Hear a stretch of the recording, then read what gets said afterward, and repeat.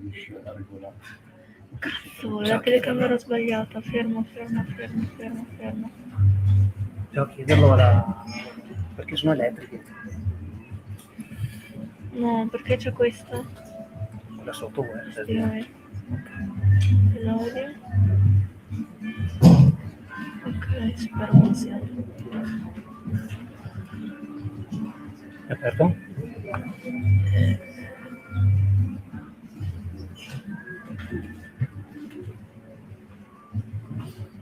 È aperto. Sì, ci siamo.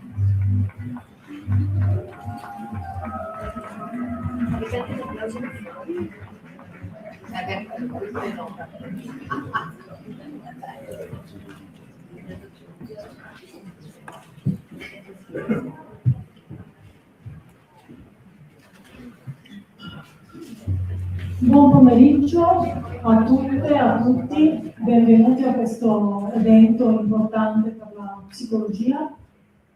Oggi avremo un focus sulla psicologia dello sport e siamo qua, Ordine Psicologi Veneto e Ordine Psicologi Lombardia, per un importante accordo che è stato fatto proprio in occasione delle Olimpiadi di Milano Cortina, quindi per unirci e parlare di psicologia.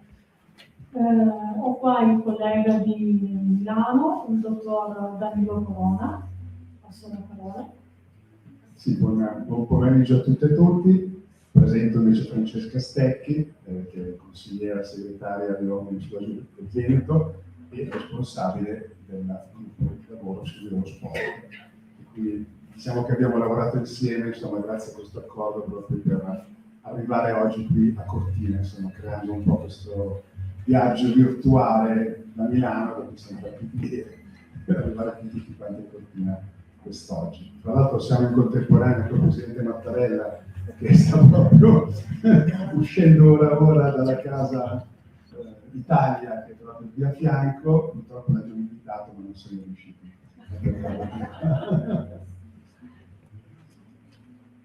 Ma dico solo una cosa prima di partire, appunto, che una cosa appunto che mi ha colpito sempre in intervista, insomma, che comunque Cortina è stata la prima sede olimpica della Repubblica Italiana, nel senso che le Olimpiadi invernali del 1956 sono stato il primo evento olimpico dopo sostanzialmente la Seconda Guerra Mondiale e quindi la nascita della nostra Repubblica, e sono stati anche la prima occasione in cui la nostra Repubblica si è un po' presentata al mondo. Quindi dopo la Seconda Guerra Mondiale è stato il primo evento durante la ricostruzione che ha avuto sicuramente un momento, credo, anche simbolico molto importante. Tra l'altro in quelle Olimpiadi ha debuttato, mi loro insegnato, una giovanissima atleta proprio di Cortina d'Ampezzo, che è Manuela Angeli, che ha debuttato a soli 16 anni, quindi insomma è stato... E tra l'altro le Olimpiadi di Cortina parteciparono già alcune atlete donne, complessivamente circa il 17% degli atleti partecipanti erano donne. E nelle Olimpiadi di Milano Cortina diciamo che siamo quasi arrivati alla parità, nel senso che il 47% degli atleti partecipanti sono donne. Tra queste cito solo un'atleta italiana, che è Arianna Fontana, che ha debuttato a Torino nel 2006, quindi 20 anni fa, ed è arrivata alla quinta competizione olimpica, è l'atleta italiana che ha partecipato a più Olimpiadi e che anche ha raccolto il maggior numero di medaglie. Vi passo la parola a Francesca, che inizia a presentare i nostri ospiti. Grazie Danilo per questo pezzo di storia che ci hai regalato. Allora, io sono alla parte pratica, nel senso che adesso andiamo subito dritti con i saluti istituzionali. Prima però volevo fare un ringraziamento a tutti i colleghi del gruppo di lavoro dell'Ordine di Psicologia dello Sport, dell'Ordine dei Psicologi e degli Psicologi del Veneto, e il gruppo di lavoro di Psicologia dello Sport dell'Ordine di Psicologia Lombardia per il lavoro che è stato fatto e la sinergia, perché se siamo qui oggi è perché c'è stato un lavoro di squadra. Ognuno ha fatto un pezzo e se riusciamo oggi, questo è il nostro obiettivo, di dare un vero spaccato sulla psicologia dello sport, abbiamo raggiunto il nostro risultato. Ecco, quindi volevo ringraziare tutti anche voi per essere presenti. Allora, abbiamo una carrellata di voci e quindi siamo già un po' in ritardo. Uno slalom di voci. Non per mancanza di rispetto, ma dovremo ottenere abbastanza i tempi, quindi vi diremo quando mancano 1 o 2 minuti alla fine dello speech, perché è un ritardo che dopo provoca ore alla fine. Scusateci, ma è la programmazione. Allora, io inviterei per i saluti istituzionali il dottor Luca Pezzullo, presidente dell'Ordine delle Psicologhe e degli Psicologi del Monte.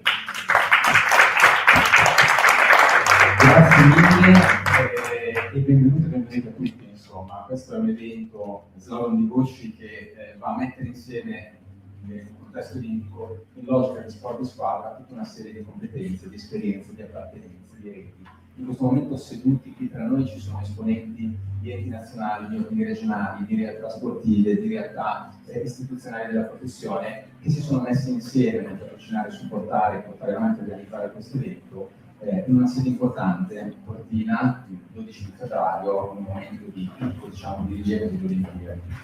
Abbiamo bisogno di parlare insieme di psicologia dello sport, non perché le persone sanno che io sono poco credibile a parlare di psicologia dello sport, visto che sostanzialmente il mio atto atletico più importante della giornata è stato chiamare l'ascensore, un gesto, ma a parte questo self-disclosure, effettivamente la psicologia dello sport è qualcosa di molto ampio. Come gruppo di lavoro della Lombardia e del Veneto, quello che abbiamo saputo valorizzare bene questa dimensione. Sport significa fare squadra, sport significa costruire gruppi, relazioni, resilienza, determinazione, capacità di costruire insieme. E forse una delle dimensioni più importanti, più psicologicamente caratterizzate, che come categoria, indipendentemente dal contesto in cui troviamo, possiamo e dobbiamo portare avanti. Questo evento, da questo punto di vista, va appunto a fare uno slalom, a mettere insieme prospettive, spunti, competenze, expertise che ci aiutano a illuminare tutti questi aspetti come prisma della psicologia dello sport, del supporto educativo, costruttivo di relazioni sane, di promozione del benessere psicosociale, psicofisico, delle capacità di metterci in relazione in maniera costruttiva e determinata dai soggetti alti, che è forse la cosa più importante e interessante che possiamo fare. Io su questo devo fare un ringraziamento a tutti coloro che hanno lavorato per l'organizzazione, devo fare qui un ringraziamento sia a Ordine Lombardia che a tutte le persone che in Ordine Veneto hanno lavorato su questo. È uno sport di squadra anche questo, come vedete ci sono 2 banner presenti che rappresentano 2 ordini che hanno lavorato insieme e costruiscono un percorso. Si è partiti da Milano, seguendo un po' il percorso olimpico, il percorso virtuale della fiamma olimpica. Da Milano siamo passati per eventi su Padova, siamo arrivati a Cortina, ci saranno ulteriori sviluppi. È stato un tessuto, un'innovazione continua che è stata costruita insieme. Ringrazio quindi tutti coloro che ci hanno lavorato, faccio un ringraziamento speciale a, devo farlo doverosamente a Danilo, ma anche in particolare sulla logistica, organizzazione e capacità Zen, che mi ha ispirato molto, quindi di pace interiore, capacità di tollerare le frustrazioni, sempre con una poker face operativa e pragmatica. Portando i ciclisti, siamo qui tutti oggi, lo dobbiamo molto a Francesca Stecchi, consigliere segretario dell'Ordine del Veneto, dell'Ordine di Lavoro Sport, che ha creduto fortemente in questo evento, soprattutto dopo che tenendo fatto che gli ostacoli più enormi si potevano superare. E l'ha fatto, ci ha portato insomma in questa situazione veramente la mano si è messa in confronto niente. La ringrazio anche perché mi ha detto dopo io avrò 45 minuti per il mio intervento di differenza vostra, ma questo lo vediamo dopo quando ci resta. I servizi istituzionali sono delle cose più noiose che ci sia di solito, ma oggi avremo un parterre di persone di alto livello che ci porteranno i loro saluti e riusciranno a renderli significativi nel portare la rappresentanza delle massime istituzioni nazionali della categoria, no, l'ENFA, gli ordini coinvolti, Comitato Paralimpico, CONI, e questo ci fa molto piacere, insomma lo celebriamo insieme. Grazie e buona giornata. Grazie Presidente Pezzullo. Aggiungo solo che quando a fine novembre ci siamo incontrati in Francesca, quindi veramente con tempi strettissimi, abbiamo detto Cortina, la notte dopo non abbiamo dormito le forniture, pensando a che pasticcio ci stavamo cacciando, ma ce l'abbiamo fatta. Adesso do la parola alla Presidente dell'Ordine di Psicologia Lombardia, la Professoressa Valentina Di Mattei.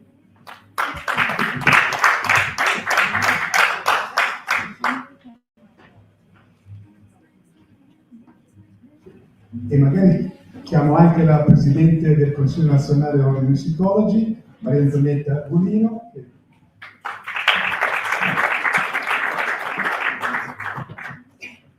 Bene, grazie.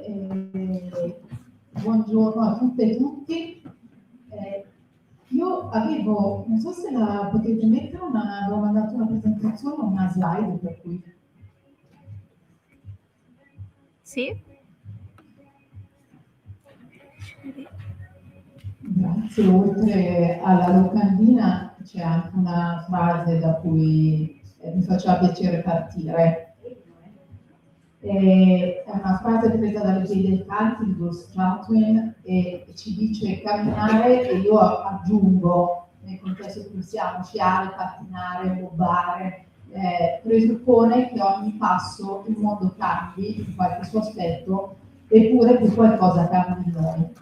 E perché cito questa frase che le vie dei canti, perché l'ha letto, ci porta molto lontani dallo scenario in cui siamo qua oggi, che è uno scenario molto più, diciamo, tecnico, moderno, competitivo, ma perché questa frase mette al centro un aspetto che sta a cuore dell'iniziativa che abbiamo portato avanti con l'Ordine del Veneto, e cioè che lo sport di fatto è innanzitutto promozione di cambiamento, e quindi in questa azione è innanzitutto un'azione politica. Nell'antica Grecia, lo sappiamo, si è detto tanto in questi giorni, lo sport rappresentava un precursore del moderno concetto di diplomazia, e la tregua sacra o tregua olimpica di cui si è parlato sospendeva di fatto i conflitti tra le polis e consentiva di superare le divisioni politiche e di creare un senso condiviso di comunità. E questa è quindi un'eredità che ci guida ancora oggi, e è quello che noi abbiamo in qualche modo cercato di fare creando una collaborazione tra i nostri due ordini. Questa unità che lo sport porta con sé l'abbiamo vista anche in un contesto particolare, che è quello del Parlamento, in un fatto unico di unione accaduto nel 2024 con l'introduzione nella nostra Costituzione del nuovo comma 7 dell'articolo 33, approvato appunto all'unanimità, fatto più unico che raro in Parlamento, che afferma che la Repubblica promuove e valorizza l'attività sportiva in tutte le sue forme, quale strumento di crescita personale, educativa e sociale. E quindi, come ci diceva Chatwin, è una forte agente di cambiamento politico. I valori olimpici hanno quindi ispirato la costruzione del percorso simbolico che ci ha portato qua, come diceva prima il Presidente Pezzullo, Milano, Padova, Cortina. Quindi è stata una road che ci ha portato qua. E quando un atleta gareggia alle Olimpiadi ha un obiettivo, ed è l'obiettivo di vincere, però all'Olimpiadi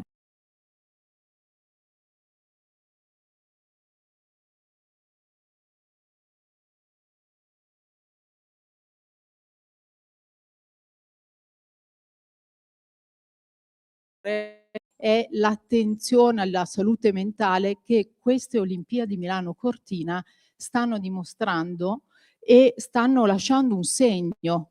Negli ultimi anni abbiamo assistito a un cambiamento profondo nella percezione della salute mentale nello sport.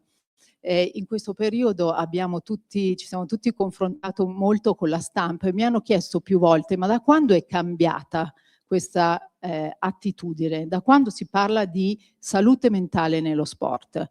E come in tante aree della salute mentale, anche in questo caso il Covid ha determinato un cambiamento. Tra il 2020 e il 2021 la pandemia ha amplificato fragilità e isolamento anche nel mondo dello sport competitivo. Gli atleti si sono trovati improvvisamente senza gare, senza obiettivi temporali, isolati e con routine di allenamento completamente stravolte. E è stato il primo momento in cui a livello globale si è parlato apertamente del benessere mentale come parte della performance. E quindi abbiamo avuto atlete come Simone Biles, Naomi Osaka, che mi fa piacere ricordare perché hanno portato alla luce il peso delle pressioni psicologiche e il diritto, anche per chi compete ai massimi livelli, di potersi prendere cura di sé da un punto di vista mentale. E quelle scelte hanno aperto di fatto un dibattito globale che ha portato anche a quello che stiamo vivendo in questi giorni, in queste Olimpiadi. Quindi Milano-Cortina è la prima Olimpiadi invernale con un programma psicologico tra i più ampi mai realizzati. Abbiamo l'integrazione della psicologia dello sport negli staff, linee di supporto attive 24 ore su 24, Mind Zone e Mental Corner per gli sportivi, screening psicologici preventivi e piattaforme digitali per il training mentale, quindi qualcosa che non si è mai visto. E noi abbiamo, con l'Ordine del Veneto e l'Ordine della Lombardia, voluto sottolineare la centralità data alla salute mentale da questo Comitato Olimpico. Anche le Olimpiadi Parigi 2024 avevano usato anche uno strumento nuovo, cioè l'intelligenza artificiale, tema al centro della nostra politica professionale, per intercettare in tempo reale messaggi d'odio online rivolti agli atleti. Quindi stiamo facendo dei passi avanti e molti passi avanti nel mettere al centro il tema della salute mentale come parte della prestazione. Chiudo dicendo una cosa, ho già parlato troppo per i saluti, però ho rinunciato alla mia facoltà di fare un intervento, quindi mi sono presa qualche minuto in più. Chiudo solo con una cosa, un'ultima riflessione. Io sono di Milano, il weekend scorso ero al Consiglio nazionale a Roma e tornando sabato sera ho preso la metropolitana e all'interno della metropolitana Milano in questi giorni, per chi c'è stata, è molto colorata, piena di stranieri, c'è un'area molto frizzante, molto festosa, quindi un'area olimpica molto bella. Ho preso la metropolitana e all'interno del mio vagone c'era un gruppo di manifestanti, definiti poi dalla stampa come anarchici, che ci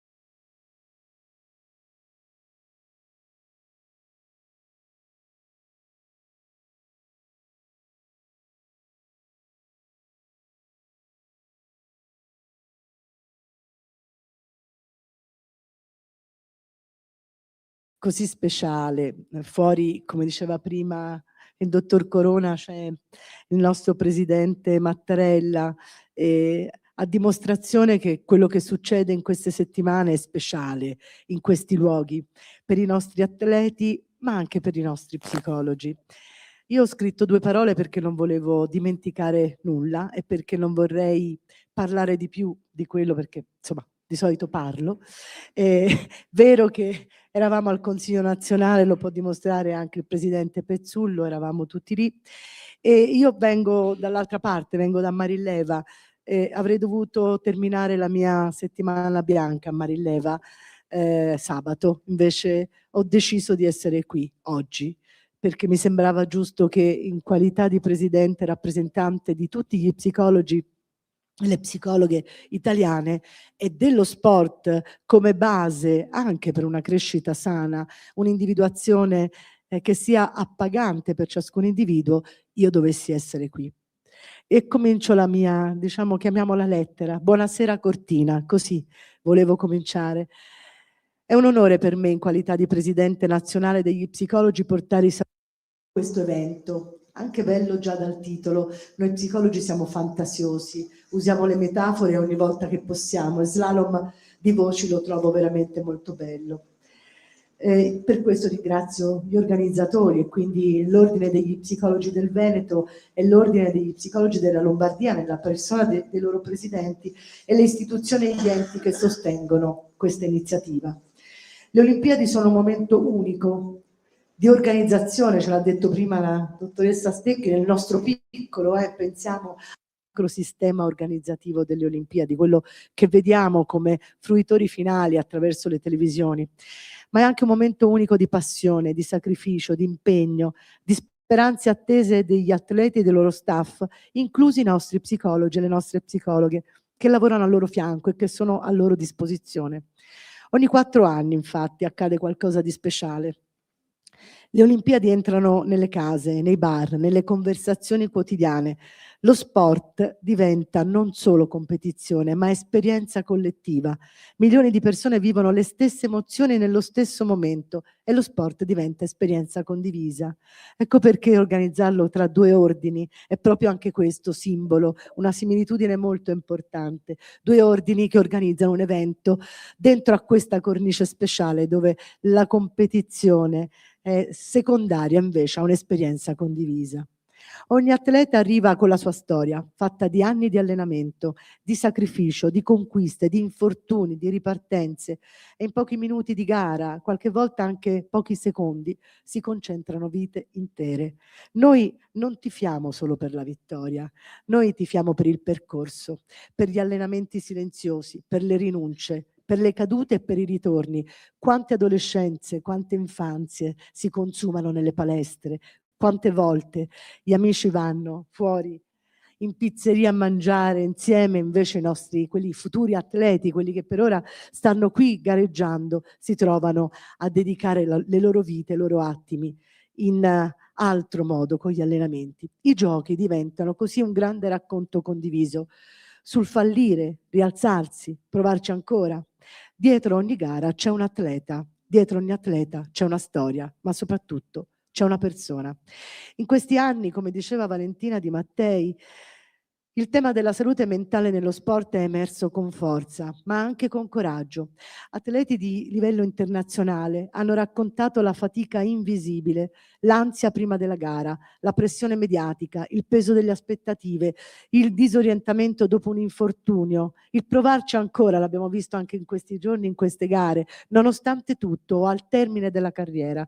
Questo ci ricorda una verità semplice ma fondamentale, perché ogni tanto qualche verità esiste. Non esiste performance sostenibile senza benessere psicologico. E come Consiglio nazionale sentiamo con forza la responsabilità di esserci in questo ambito, anche con la mia persona oggi qui a Cortina.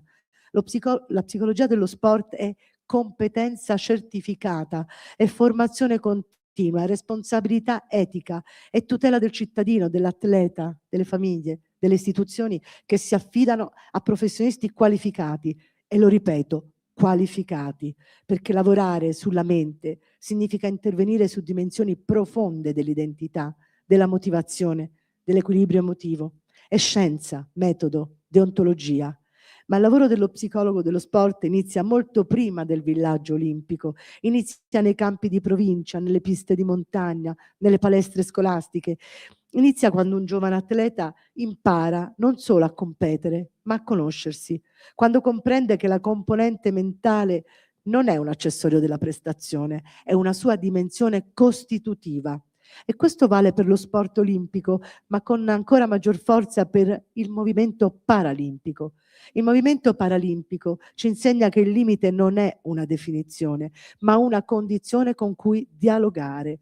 Ci insegna che la prestazione nasce dall'incontro tra capacità, allenamento e costruzione psicologica dell'autoefficacia. Anche qui il lavoro mentale è centrale, nell'elaborazione della propria storia, nel confronto con lo sguardo sociale, nella trasformazione della vulnerabilità in competenza. Sono davvero tanto onorata di essere qui oggi, lo ripeto per la seconda volta in questa edizione dei Giochi a Milano Cortina 2026. perché questa è una grande occasione per tutta la comunità, ma anche per la nostra comunità professionale. Un'occasione per affermare con chiarezza che la psicologia applicata allo sport non è un complemento, è una componente strutturale dei grandi eventi complessi. Le Olimpiadi e le Paralimpiadi non sono solo un evento sportivo, sono un evento umano.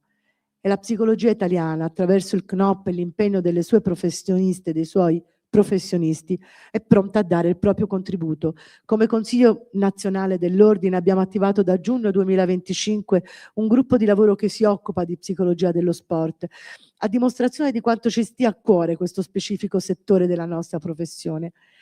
E ora mi avvio verso la conclusione. È vero che da dopo il Covid si parla di più di psicologia nelle prestazioni sportive, ma è anche vero che se ne parlava prima. E infatti oggi vorrei riportare da questo testo che ha scritto Adriano Sicini. Per chi non lo conoscesse, Adriano Sicini è stato un senatore, quello grazie a cui noi abbiamo l'istituzione della nostra professione. La legge 56 dell'89 è del senatore Adriano Sicini, che non so quanti di voi sapete, ha scritto questo libro che si intitola Lo sport è terapia. E siccome io concordo con le cose che dice e me lo sono portato qui a Cortina in questo mio viaggio dal Trentino, dalla parte di là, al Veneto, dalla parte di qua, e l'ho letto con molta attenzione, io vorrei leggervi con queste ultime parole di Ossicini vorrei concludere il mio intervento.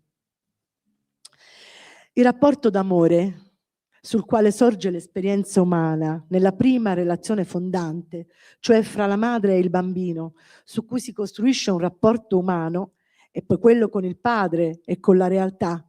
Questo rapporto d'amore è determinante per lo sviluppo di tutto l'essere sociale. Il gruppo è l'esperienza attraverso la quale l'individuo esprime delle caratteristiche libidiche, di relazione istintuale e di amore che vanno al di là dell'individuo e dell'egocentrismo. Ebbene, lo sport ha un'enorme, grandissima influenza. Lo sport agonistico favorisce l'espressione di questo rapporto d'amore come capacità di partecipazione catartica, di scarico di tensioni verso ideali. La catarsi, ossia la capacità di esprimere e scaricare una tensione d'amore, un rapporto d'amore profondo, che è un bisogno decisivo nello sviluppo psicologico umano, è un elemento fondamentale nella dinamica sportiva. Grazie.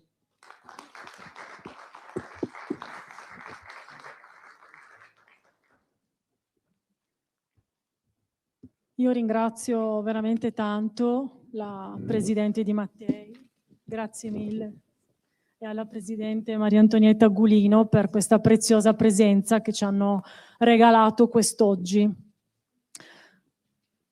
Continuiamo con i saluti istituzionali, chiamerei la Vicepresidente dell'ENPAP, la Dottoressa Fortunata Pizzoferro. Grazie Francesca. Anch'io ho scritto, però non ce la faccio mai a leggere, quindi scrivo e poi vado a braccio. Grazie Francesca, Danilo, le autorità presenti, gli ordini, il Presidente Mattarella, tutti di essere qua oggi per parlare di psicologia dello sport.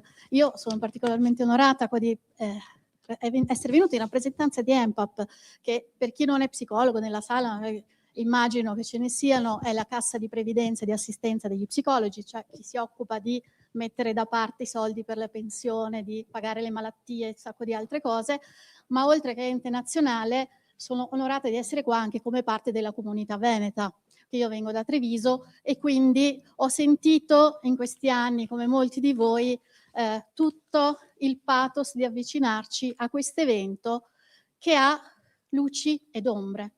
Come sono le gare, come sono le vite degli sportivi, come sono il lavoro dello psicologo, anche dello psicologo dello sport. Quindi è particolarmente importante, secondo me, questo evento in questa cornice di Cortina, che è da una parte la perla delle Dolomiti, cioè uno dei posti più belli, ma anche uno dei posti più fragili, messi insieme la fragilità e l'eccellenza. Ed è per questo che questo evento, fra i tanti motivi per cui è un evento particolarmente sentito ed è importante che oggi possiamo parlare di psicologia dello sport. Mentre io salivo qua a Cortina sempre con la stessa ambivalenza di che bello un evento a Cortina, ci picchia arrivare a Cortina, chissà che macello sarà per parcheggiare, ho pensato effettivamente anche le varie tappe dello sport nella mia vita insieme alla psicologia, come mi ha aiutato a superare dei momenti di grande difficoltà. Io mi sento veneta anche se non sono nata in Veneto, e uno dei modi in cui il Veneto mi ha accolto è intanto facendomi scoprire che in montagna ci si arrivava camminando. Prima questa cosa non mi tangeva minimamente. Sapevo che esistevano delle cabinovie, e quando ho imparato che in montagna ci si andava camminando, ho conosciuto il CAI, che è una di quelle associazioni che anche vive con una certa ambivalenza le Olimpiadi, cioè la luce e le ombre. E il CAI mi ha trasmesso una serie di argomenti, di pillole di psicologia. Prima di tutto il fatto che per essere veneto ogni tanto bisogna anche bere in compagnia, ma anche delle pillole di saggezza come la cima è sempre lì per un'altra volta. Cioè quel tema fondamentale che ci ricorda che non dobbiamo mai arrenderci, che può esserci una giornata storta, che possono esserci delle ombre anche nel percorso di un atleta, possono esserci delle fragilità, ma la resilienza della psicologia ci dice, e del CAI, che non bisogna mai mollare e andare avanti. E io, siccome ho lavorato insieme a Francesca, quindi non ti preoccupare Francesca, sai che io e te sulla sintesi non sarò lunga. E con Francesca nel gruppo di lavoro di psicologia dello sport ci siamo occupati di psicologia dello sport, ma anche indagando quelle che erano le difficoltà.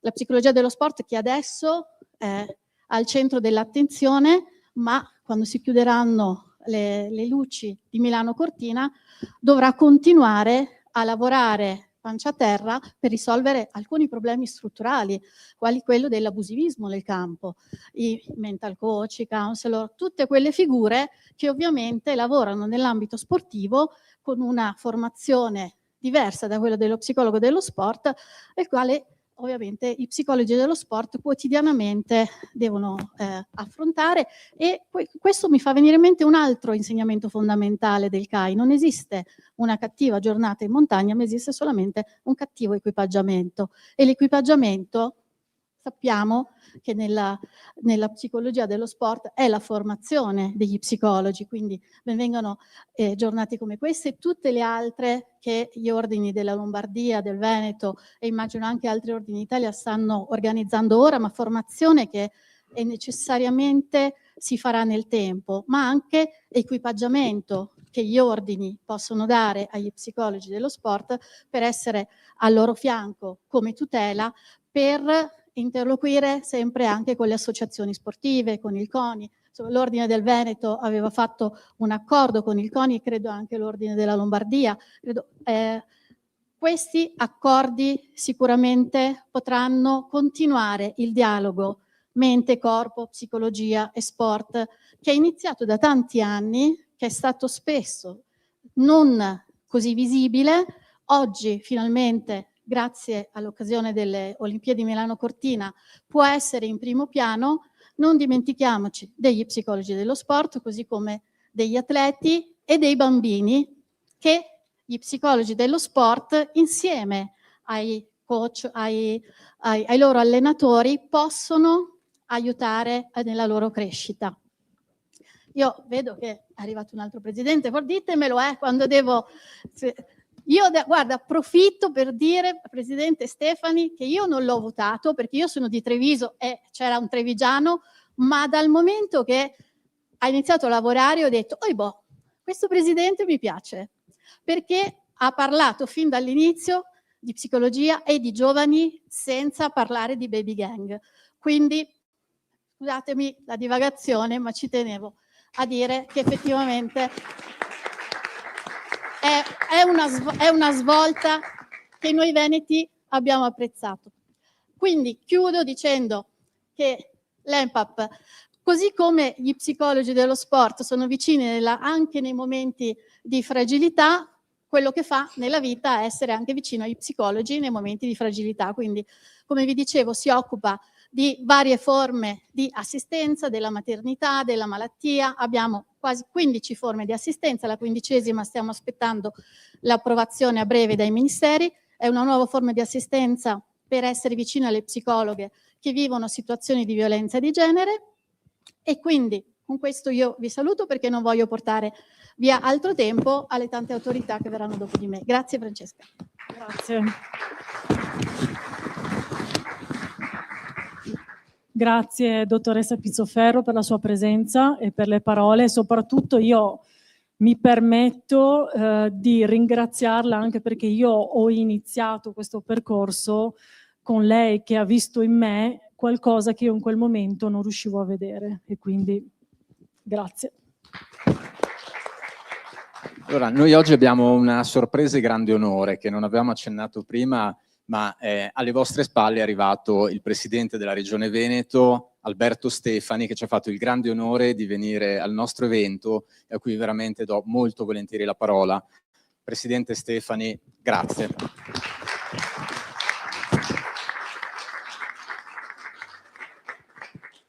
Grazie e buongiorno a tutti. Per me è un piacere essere qui. Ho colto l'occasione, tra l'altro, in questa sede di condividere con il Presidente la nostra bozza sul tema psicologo di base. È un'iniziativa che vogliamo presentare come progetto di legge di giunta e quindi ci tengo che ci sia un'interlocuzione con l'Ordine per far sì che questa iniziativa possa essere efficace, perché io parto sempre dal presupposto che le cose bisogna conoscerle e soprattutto condividerle con chi tutti i giorni vive questa realtà e ci lavora in questa realtà. E quindi, siccome è un'iniziativa che voglio che vada a buon fine, anche integrandola eventualmente con il tema case di comunità che stiamo sviluppando in tutto il Veneto, vorrei ovviamente nel corso dei prossimi giorni la vostra posizione, in modo tale da poter condividere un percorso e soprattutto renderlo efficace. Io vi ringrazio e mi faceva piacere passare qui e ovviamente ringraziarvi di questa occasione. Grazie.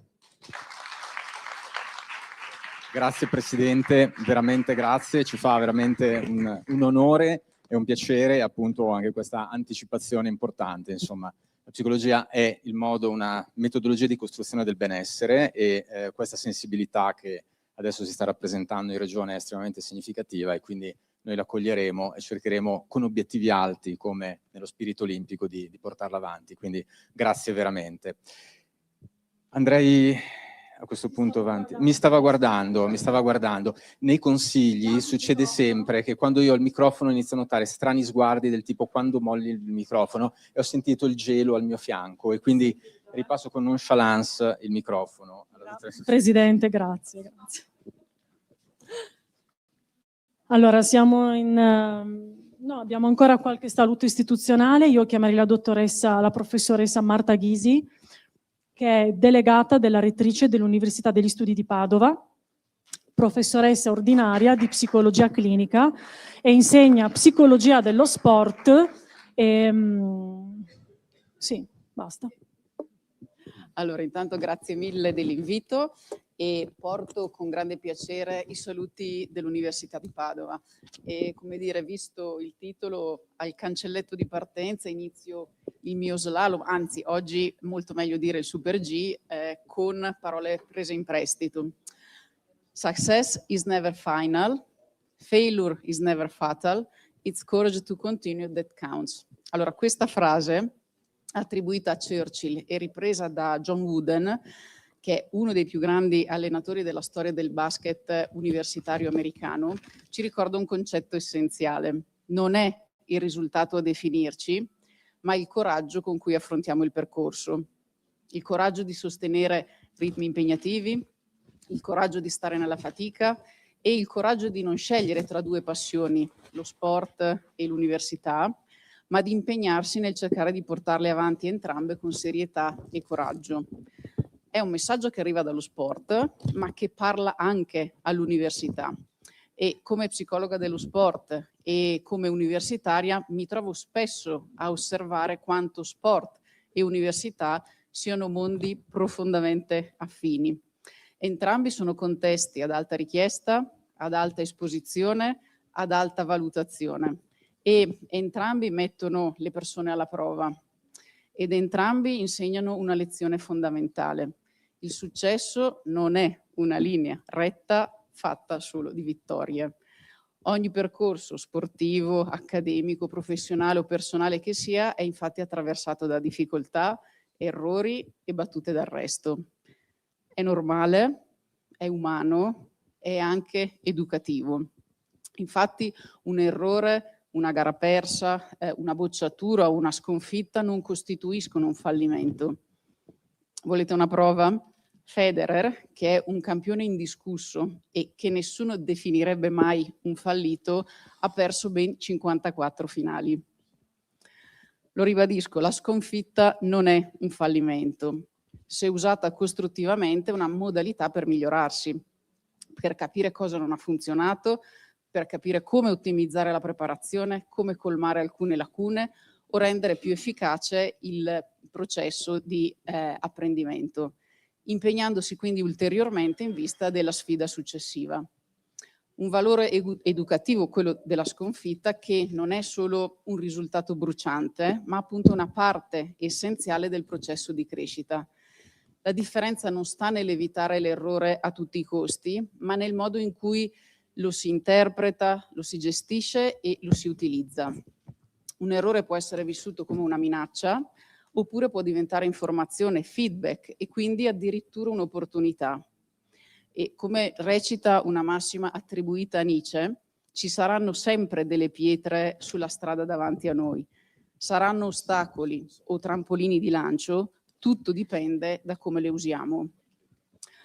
Lo abbiamo visto, tornando un attimo al tennis, dopo la sconfitta al Roland Garros, Sinner ha mostrato come il valore stia nella capacità di utilizzare un insuccesso per continuare a perfezionarsi. Ha accettato la valutazione del campo, per quanto dura sia stata, non si è sottratto, l'ha analizzata e sulla base di quanto è emerso ha costruito il miglioramento successivo, che lo ha portato poi al trionfo di Wimbledon. Ecco, questo atteggiamento, mutatis mutandis, lo promuoviamo anche noi all'università e lo incoraggiamo. Io ad esempio in prossimità degli esami alle studentesse e agli studenti del mio corso ricordo che il voto è la valutazione di una prestazione in un determinato momento, non della persona, che il risultato non rappresenta il loro valore personale. Il valore vero sta nel metodo, nelle competenze acquisite, nell'impegno per acquisirle e per perfezionarle, che spesso poi porta con sé anche il risultato. Perché il risultato da solo non è tutto. Basta pensare al valore di un 30 e lode ottenuto copiando o di una vittoria raggiunta con il doping. È un risultato che non nasce dall'impegno personale e che quindi non rafforza la percezione della propria efficacia, non restituisce la stessa soddisfazione della lode conquistata con studio autentico o del gradino più alto sul podio raggiunto, diciamo, con scorciatoia. Proprio perché un risultato ottenuto barando so che non è frutto del mio impegno e quindi non parla davvero del mio valore. Sempre perché il risultato non è tutto, dico loro: se rifiutate un voto, non fatelo per la media, fatelo perché non siete soddisfatte o soddisfatti del livello di competenza che avete raggiunto. Fatelo perché volete migliorarvi, ma migliorarvi rispetto a come eravate prima, non per forza rispetto agli altri. Quindi non guardatevi intorno, guardate indietro, guardate a che punto eravate e a che punto siete ora. Osservate quanto siete cresciute e cresciuti rispetto al passato. E guardate però ovviamente avanti per capire dove volete dirigervi, che obiettivi volete raggiungere. Quindi per valutarvi usate un criterio temporale, non solo un criterio normativo, e intendete l'eccellenza non come essere migliori degli altri, ma come dare il meglio di sé. Ecco, questo è uno dei più importanti obiettivi dell'università e direi anche dello sport, ovvero favorire l'utilizzo di un'ottica di miglioramento continuo, di apprendimento permanente, un apprendimento che è un metodo di approccio alla vita ed è qui che sport e università si incontrano in modo particolarmente evidente. All'Università di Padova riconosciamo il valore dello sport, riconosciamo nello sport un alleato prezioso. Lo testimonia ad esempio il progetto di doppia carriera studente-atleta che è attivo ormai da anni, perché lo sport, come la ricerca e lo studio, insegna metodo, costanza, responsabilità, dedizione e gestione del tempo. Ma può insegnare un'altra abilità fondamentale, come avrete capito, la capacità di gestire gli errori e le sconfitte. La letteratura scientifica ci mostra come le studentesse atlete e gli studenti atleti abbiano spesso ottime carriere accademiche, e non solo perché l'attività sportiva migliora una serie di funzioni cognitive e organizzative, ma proprio perché abitua a gestire la fatica, l'errore e la valutazione, a utilizzare la sconfitta come una parte necessaria del processo di crescita. Nello sport come nella vita, infatti, non sempre gli eventi stressanti o negativi sono prevedibili o eliminabili, e peraltro in alcuni casi evitarli, come sottrarsi a una gara o a un esame, non è certo consigliabile, perché è sì ansiolitico nell'immediato, ma è disfunzionale poi nel lungo periodo. La differenza la fa appunto il modo in cui interpretiamo questi eventi, minacce o opportunità, e di conseguenza come reagiamo. E la psicologia dello sport si colloca in questo spazio tra mente, prestazione, benessere, tra individuo e contesto.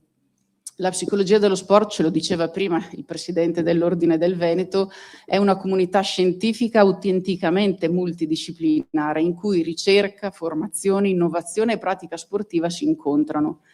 Un laboratorio, diciamo, collettivo, un lavoro di equipe in cui lo sport viene pensato non solo come luogo di performance, ma come driver di salute, di coesione sociale, di inclusione e di sostenibilità. Oggi più che mai la psicologia dello sport non è solo performance, è cultura della salute, e in occasione di Milano Cortina 2026 questa responsabilità diventa ancora più evidente.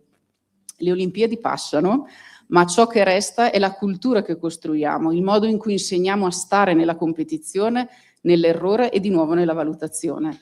E il nostro compito come psicologhe e psicologi, come docenti, come istituzioni, è aiutare le persone a non identificarsi con una sconfitta, a trasformare ogni valutazione in apprendimento e quindi a non temere l'errore. E questo non vale solo tra una gara e l'altra, ma anche durante la prestazione stessa. Pensiamo alla recente performance di Malinin nel pattinaggio artistico, uno sport in cui un singolo errore può sembrare, e spesso è, fatale. Ha mostrato invece come un errore tecnico che avrebbe potuto compromettere l'intero esercizio non sia necessariamente irreparabile. Ha mantenuto la concentrazione sul presente, evitando che l'errore interferisse col resto della gara, e ha portato a termine una prestazione di altissimo livello. Ecco, questo esempio ci ricorda che anche e soprattutto negli sport in cui si giocano anni di lavoro intenso in pochi minuti di esecuzione, la gestione psicologica dell'errore è determinante. Quindi non è l'errore in sé a compromettere la prestazione, ma i pensieri negativi, il cortocircuito emozionale, la perdita di concentrazione che possono seguirne. Quando invece l'atleta riesce a restare ancorato al qui ed ora, l'errore non interrompe il processo, ma può essere assorbito senza vanificare la gara.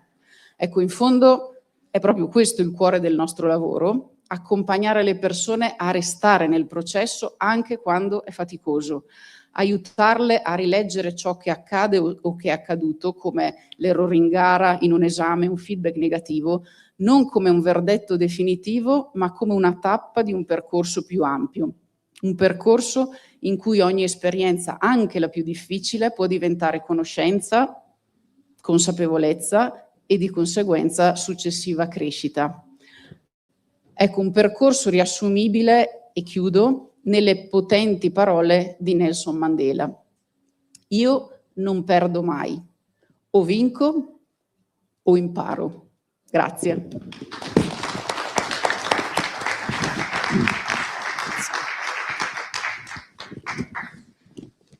Grazie, grazie. In tutte queste, diciamo, saluti istituzionali abbiamo già un quadro di quello che è la psicologia dello sport, quindi ognuno dei presidenti e delle istituzioni ci ha dato una parte importante di quello che è il nostro lavoro. Allora, continuiamo. Io chiamerei qua la dottoressa Francesca De Biasi, che è responsabile della psicologia ospedaliera della ULSS Dolomiti 1, incaricata dell'area psicologica poliambulatorio atleti Milano Cortina. Io gli dai tu il... Ho avuto il piacere di conoscere la dottoressa De Biasi perché poco tempo fa ha chiesto una call al gruppo di lavoro di psicologia dello sport per chiederci: ma noi non siamo psicologi dello sport, siamo clinici, ma se in poliambulatorio ci capita un atleta, ma noi che facciamo? Io poi magari, se vorrà, racconterà lei. Io volevo ringraziarla per questa apertura perché non è scontata nel nostro lavoro e le lascio la parola. Grazie, dottoressa. direi che vi ho travolto, visto che è un termine che in questi giorni, ecco, vi ho travolto con alcune richieste. Ma intanto comunque è mia cura ringraziare l'Ordine, non soltanto per questa disponibilità, ma anche quella che ha dato agli psicologi della nostra azienda negli anni passati. Quindi cito sia nell'ambito della psicologia dell'emergenza, penso al 60° del Vajont, in cui aveva partecipato il dottor Pezzullo, e poi anche per la psicologia del territorio, perché come è stato detto prima, questo è un territorio splendido, molto fragile. Io da bellunese doc è un territorio che adoro, ma insomma bisogna riconoscere le fragilità e le potenzialità, quindi bene che sia stato fatto Cortina e speriamo che lasci delle eredità, ecco, le Olimpiadi. Detto questo, è vero, le persone che partecipano all'attività di policlinico non sono psicologi dello sport, sono tutti psicologi aziendali che però partecipano ad un altro progetto molto importante nella quasi totalità, che è quella del primo supporto psicologico. Dal luglio dello scorso anno l'azienda ha voluto che esistesse uno psicologo reperibile, quindi tutti i giorni di tutto l'anno, quindi credo sia l'unica esperienza nel Veneto, dove lo psicologo che lavora in azienda ha una reperabilità a turno, che ovviamente viene gestita e dopo una certa formazione, per rispondere agli eventi critici. Ora, credo che già, insomma, come professionisti, o almeno io lo sono stata, ero orgogliosa quando a Cortina, nella presentazione dell'organizzazione sanitaria, ho sentito che nel policlinico sarebbe stato presente uno psicologo, ma non uno psicologo per 2 o 3 ore, uno psicologo H24. E quindi mi sono detta, beh, se il CIO ha deciso che oltre una parte ambulatoriale uno psicologo deve essere reperibile tutta la notte, vuol dire che qualcosa è veramente cambiato nella nostra professione. Chiaramente poi il mio confronto è dovuto e il contesto però è anche un po' diverso, nel senso che gli atleti arrivano con dei loro coach, lo psicologo dello sport, arrivano, non tutti certo hanno presente lo psicologo, ma comunque sempre anche da remoto il loro riferimento. All'interno del villaggio olimpico c'è il mental corner dove ci sono altri riferimenti. Il policlinico ovviamente ha una funzione più sanitaria, quindi noi siamo coinvolti quando ci sono dei traumi. Allora, io non sono tenuta, non posso dire nessun numero, chi, come, cosa, perché sicuramente quello che vi posso dire è che è stata mia cura informare, formare e fare avere proprio una checklist nel pronto soccorso olimpico, nel triage, nel lobby rispetto all'ABC comportamentale, perché i sanitari, vogliamo o non vogliamo, nelle scene critiche sono i primi regolatori emotivi. Quindi, e questo devo dire che è stato colto benissimo. Quindi quello che posso dire, che penso che sia molto buono per gli atleti e anche per tutta la famiglia olimpica, perché il policlinico serve atleti, famiglia olimpica, e che spero ecco, sia garantito sempre, è comunque un approccio che non è soltanto tecnico dal punto di vista clinico-sanitario, ma un approccio a 360 gradi. Quello che ho avuto l'occasione di spiegare e di tradurre in checklist, per ricordiamoci che è un ambiente sanitario, quindi l'ABC, è stato prezzatissimo e riguarda quello che voi sapete e che un po' sappiamo tutti, quindi il tema di come sono diverse le memorie nelle situazioni critiche, quindi più sensoriali, più legate alla sicurezza, e quindi spiegare quello che va detto, non va detto, va fatto, non va fatto. Ho ancora bisogno del controllo, quindi non lasciare una persona in silenzio mentre stai facendo gli esami, ma raccontare quello che stai facendo. Ancora la validazione dell'emozione, perché se noi tratteniamo l'emozione, questa entra in conflitto e quindi il mio disagio poi diventa esponenziale. Ecco, tutto questo nell'ambito di un infortunio spero che sia utile per far sì che gli atleti che, ahimè, sono passati o passeranno dal Policlinico Olimpico possano avere poi un recupero e una memoria di quell'evento diverso. È una cosa in cui credo molto, lavoriamo su questo in azienda proprio con il lavoro di primo soccorso psicologico e credo che sarà insomma a beneficio di tutti gli atleti. Concludo qui ringraziando ancora per la disponibilità che ci avete dato e vi auguro un buon pomeriggio. Grazie, grazie mille.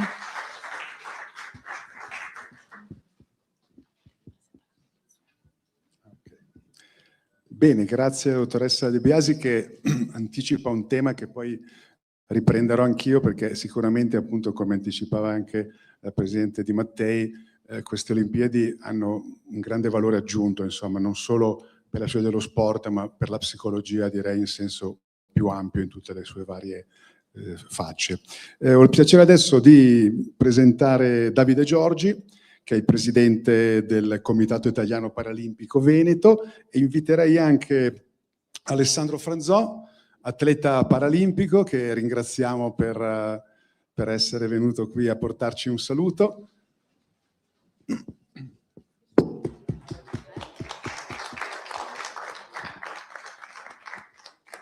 Sì, vediamo.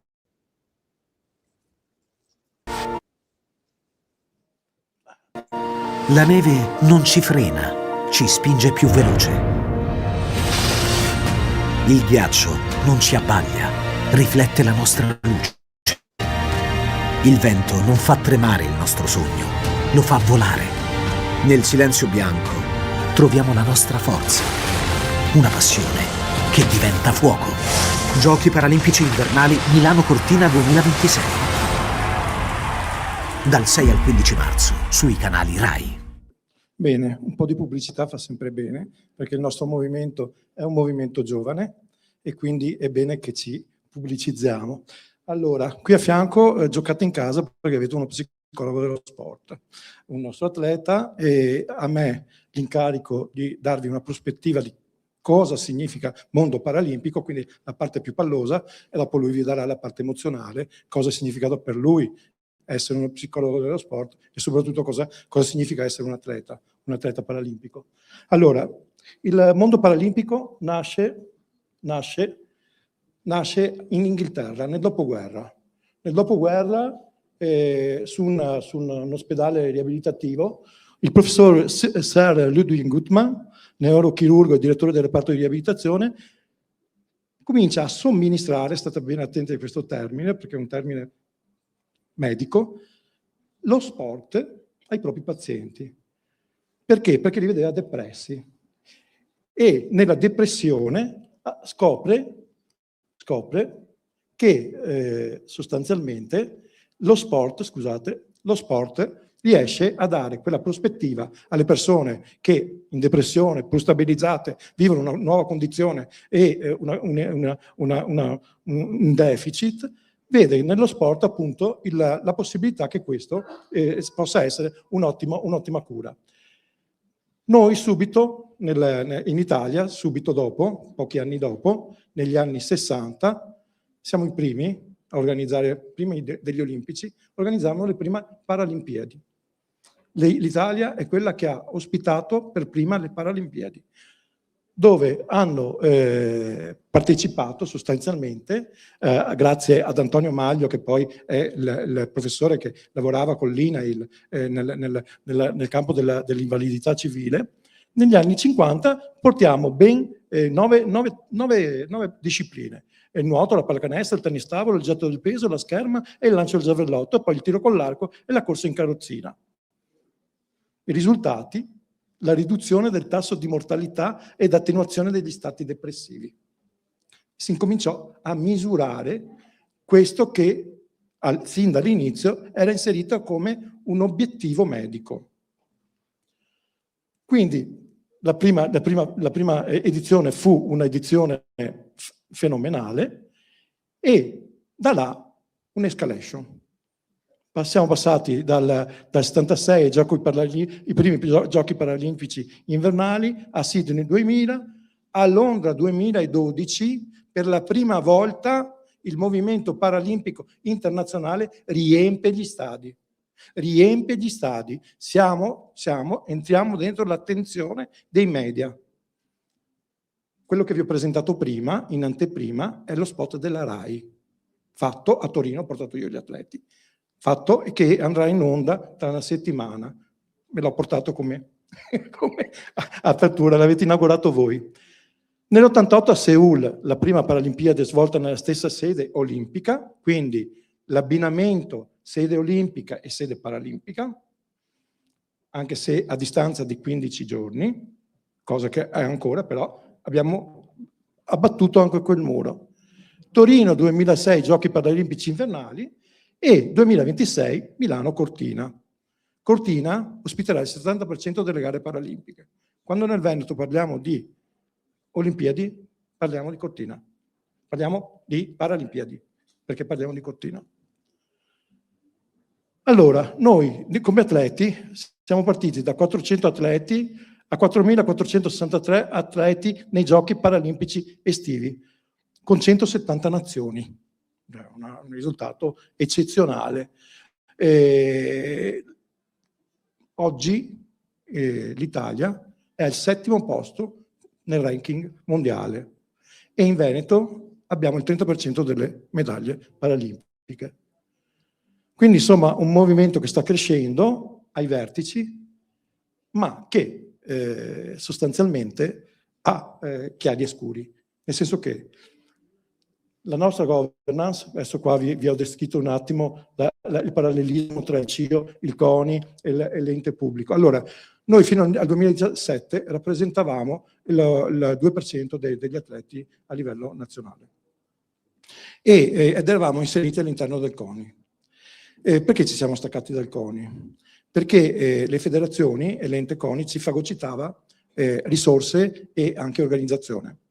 Lo sport in Italia non è ancora totalmente preparato per aprire il mondo alla disabilità. Quindi abbiamo avuto bisogno di costruire un nostro ente per poter portare avanti quella legacy che tutti quanti avete richiamato e che vorremmo rimanesse dopo le Paralimpiadi, legacy culturale relativamente all'accessibilità, ma all'opportunità di fare sport qua in Italia. E da qua mi voglio collegare sul vostro ruolo che è stato richiamato poi dalla Presidente alla fine.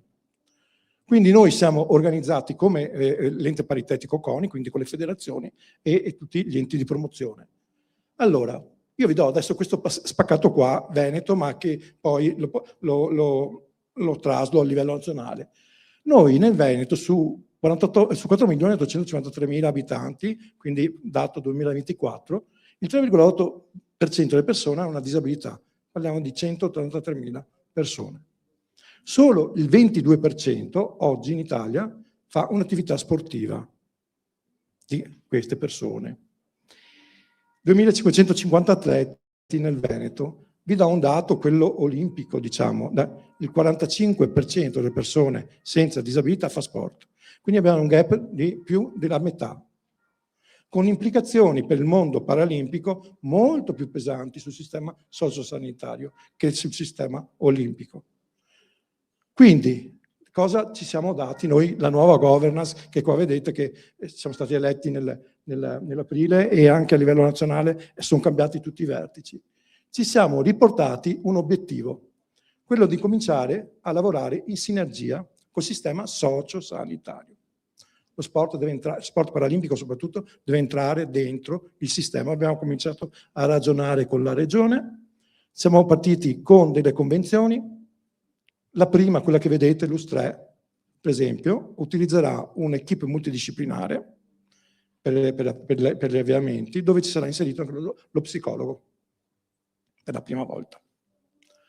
Quindi noi stiamo lavorando poi con l'università, tra poco chiuderemo anche con Padova, con l'università, vari accordi quadro, e nell'ambito scolastico l'inserimento dei nostri formatori per gli educatori gli educatori scolastici. Abbiamo delle sinergie con l'INAI e con l'INPS e abbiamo i nostri eventi. Gli obiettivi. Noi vorremmo, entro il 2024, entro Los Angeles, raddoppiare i nostri affiliati, i nostri soci, i nostri ragazzi. Come? Allora, noi dobbiamo entrare nel sistema sociosanitario, dobbiamo entrare dentro i centri riabilitativi, dobbiamo entrare dentro gli ospedali e incominciare a reclutare le persone da là. I ragazzi devono poter provare nel percorso riabilitativo che gli viene assegnato dal proprio prescrittore l'attività sportiva. E per far questo l'attività sportiva deve entrare dentro i LEA. Questa è la nostra sfida, perché se no quel numero, oggi a livello nazionale ci sono 27.000 atleti nostri. Faccio sempre l'esempio con la Germania, ne ha 300.000. La Francia quasi 200.000, la Spagna 180.000. Questi paesi non è che pensano che lo sport paralimpico è un costo, stanno investendo e risparmiano, perché là non hanno il sistema assoluto universale del sanitario. Si va nella parte privatistica e quindi nella parte privatistica, visto che si risparmia in questo, che fanno questi calcoli qua all'estero, mentre noi siamo ancora con l'attività inserita all'esterno come attività ludica, no? Deve entrare dentro i processi riabilitativi e quindi anche i professionisti devono rivedere tutte le proprie percorsi, dai fisioterapisti ai psicologi ai medici, percorsi che possano assistere le persone che vogliono e che soprattutto quelle che non vogliono, perché tirar fuori un ragazzo da casa, lui lo sa, è un'azione difficilissima, che si esercita grazie a delle professionalità soprattutto. Qua di solito ci serve per dare uno spunto a quella legacy che Andrew Parsons, il nostro presidente mondiale, dice: dovete lasciare soprattutto l'aspetto culturale, perché se lasciamo l'aspetto culturale presente nel territorio dove lasciamo veramente il segno. E qua, dopo la mia pallosa relazione, do modo ad Alessandro di dirvi cosa ha significato soprattutto per lui lo sport paralimpico. Grazie. Grazie mille. Io non mi aspettavo di dover intervenire, quindi non ho preparato nulla, sarò più veloce che posso, anche se le cose da dire, insomma, dagli spunti finora sarebbero veramente molte. Innanzitutto vi porto i saluti del presidente federale che rappresento, Andrea Piccillo. Io faccio parte della federazione italiana Power Surf Sports, che sono anch'essi inseriti all'interno del CIP. Non invernali, quindi non ci vedrete a queste Paralimpiadi, ma stiamo arrivando prima o poi, quindi ok, calcio in carrozzina. Detto questo, ci sarebbero veramente moltissimi punti ancora da lavorare e mi preme prendere questo piccolo spazio per fare anche insomma degli appelli a voi colleghi, ma insomma più in generale a chiunque passi per questo evento. Io prima di tutto da persona cresciuta in un contesto sportivo familiare, ho avuto delle opportunità poi rinforzate da tutto il contesto sociale che mi stava attorno. Sono stato uno dei primi a usufruire della doppia carriera studente atleta dell'Università di Padova, ad esempio, in ambito paralimpico, quindi insomma sono stato molto molto fortunato, però c'è ancora tantissimo lavoro da fare. Da tecnico, io oltre a giocare sono anche un allenatore, si vede proprio il bisogno innanzitutto di una figura formata come le nostre nell'ambito paralimpico, ma soprattutto di un lavoro più di contesto e di rete che porti più persone e soprattutto più fragilità a potersi mettere in gioco e a poter dimostrare quello che è il loro valore per la società tutta. E quindi c'è molto da apprendere sia da parte nostra, dei professionisti, sia da parte delle persone che possono e devono scendere in campo. Quindi io non vedo l'ora di aumentare questo numero, come ha detto il presidente Giorgi, anche perché insomma lavoro spesso nelle scuole per portare i bambini anche a quel cambiamento culturale di cui abbiamo parlato, e quindi niente, impegniamoci tutti, perché lo sport, come si è detto più e più volte finora nei saluti, è una palestra di vita e può veramente effettuare quel cambiamento culturale di cui abbiamo tutti bisogno.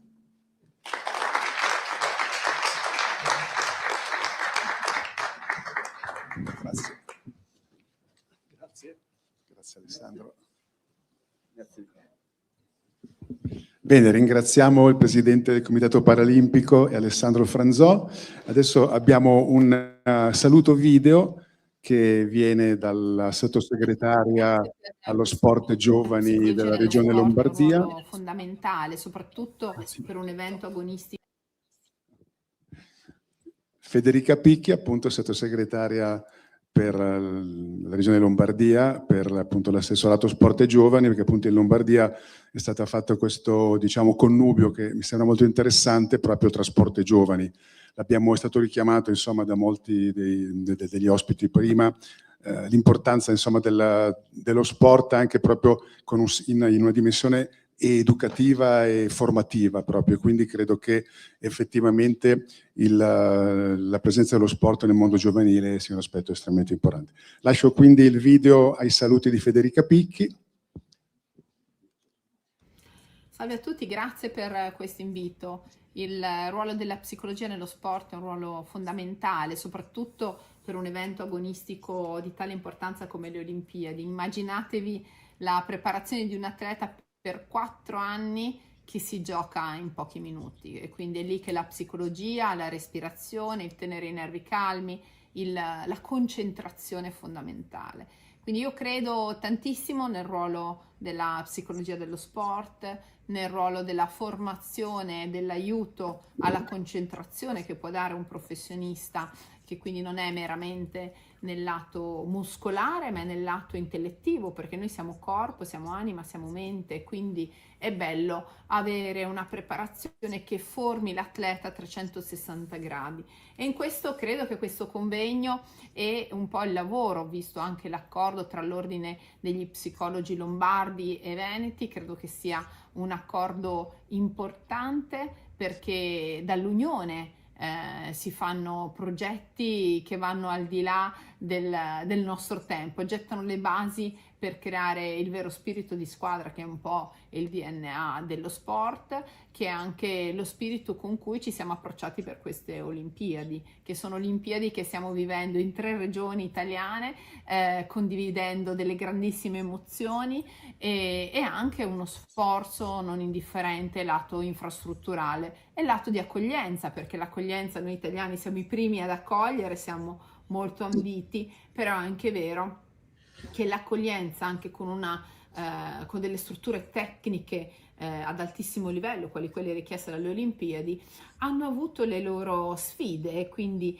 è bello aver potuto rispondere anche con un gioco di squadra. Io quindi ringrazio questa partnership tra gli ordini degli psicologi, ringrazio la presenza di CONI, che da sempre valorizza gli atleti e la formazione atletica a 360 gradi, quindi inclusa quella più mentale anche, e ringrazio veramente tutti i partecipanti e gli interventi che vedo essere di grandissimo rilievo. Regione Lombardia vi sostiene, io come sottosegretario allo sport e a tutte le politiche giovanili vi ringrazio per questo vostro impegno e per questo evento così importante. Grazie a tutti.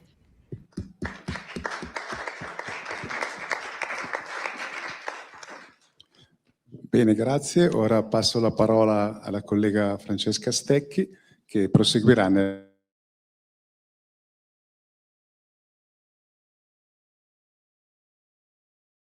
e contributi tematici. Da adesso parte il cronometro.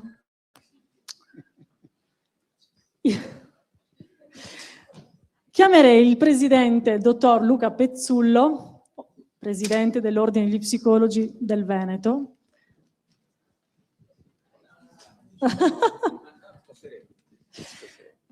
Allora, lui oggi ci parlerà di emergenza alpina. Quindi la mente sotto zero, dinamiche psicologiche dell'emergenza alpina. Sono stati giorni in cui abbiamo visto anche diversi infortuni delle atlete e degli atleti, anche abbastanza gravi. Adesso ci racconterà qualcosa. Grazie. Cronometro? Sentire una leggerissima pressione proprio su questo. No, sto sereno, va bene. Grazie. Bene, partiamo e da qui effettivamente entriamo in maniera un po' agonistica sui 10 minuti, perché io ho sentito già minacce terrificanti, voi non avete idea di quello che mi è stato detto se non rispetto ai 10 minuti. E quindi la pressione la sento, e la sentono anche coloro che si occupano di emergenza. Coloro che si occupano di emergenza in generale, chiaramente, ma poi, visto che siamo qui in questo contesto di emergenza in montagna, i soccorritori del soccorso alpino, i soccorritori del soccorso alpino della Guardia di Finanza, gli operatori dei vigili del fuoco, gli elisoccorritori del SON 118, tutti coloro che in montagna operano e gestiscono emergenze. Qualcuno dirà: perché parliamo di questo in un contesto di psicologia dello sport? Perché qualcuno definisce l'emergenza come lo specchio più estremo dello sport, e molti dei processi psicologici che avvengono in emergenza sono una rappresentazione di molti dei processi che avvengono anche nello sport di alto livello in questo tipo di contesti. Perché se ci pensate, l'emergenza è un continuo lavoro in situazioni chiaramente di stress psicofisico elevato, della necessità di dover prendere decisioni split second, in una frazione di secondo, sotto una incertezza delle possibili conseguenze, a volte catastrofiche, di un errore, in cui ti devi preparare a lungo a livello individuale e a livello di team, di squadra, per poter gestire situazioni impreviste, complesse, che richiedono una tecnicalità profonda. E se notate, in sottofondo quello che sto dicendo si può applicare a molti dei contesti di sport montani, di sport di squadra o di prestazioni olimpiche in contesti ad alta, chiaramente, necessariamente ad alta pressione. Che cosa succede alla nostra mente sotto zero? Perché lavorare, saluto la Presidente Gulino, buon rientro. Cosa succede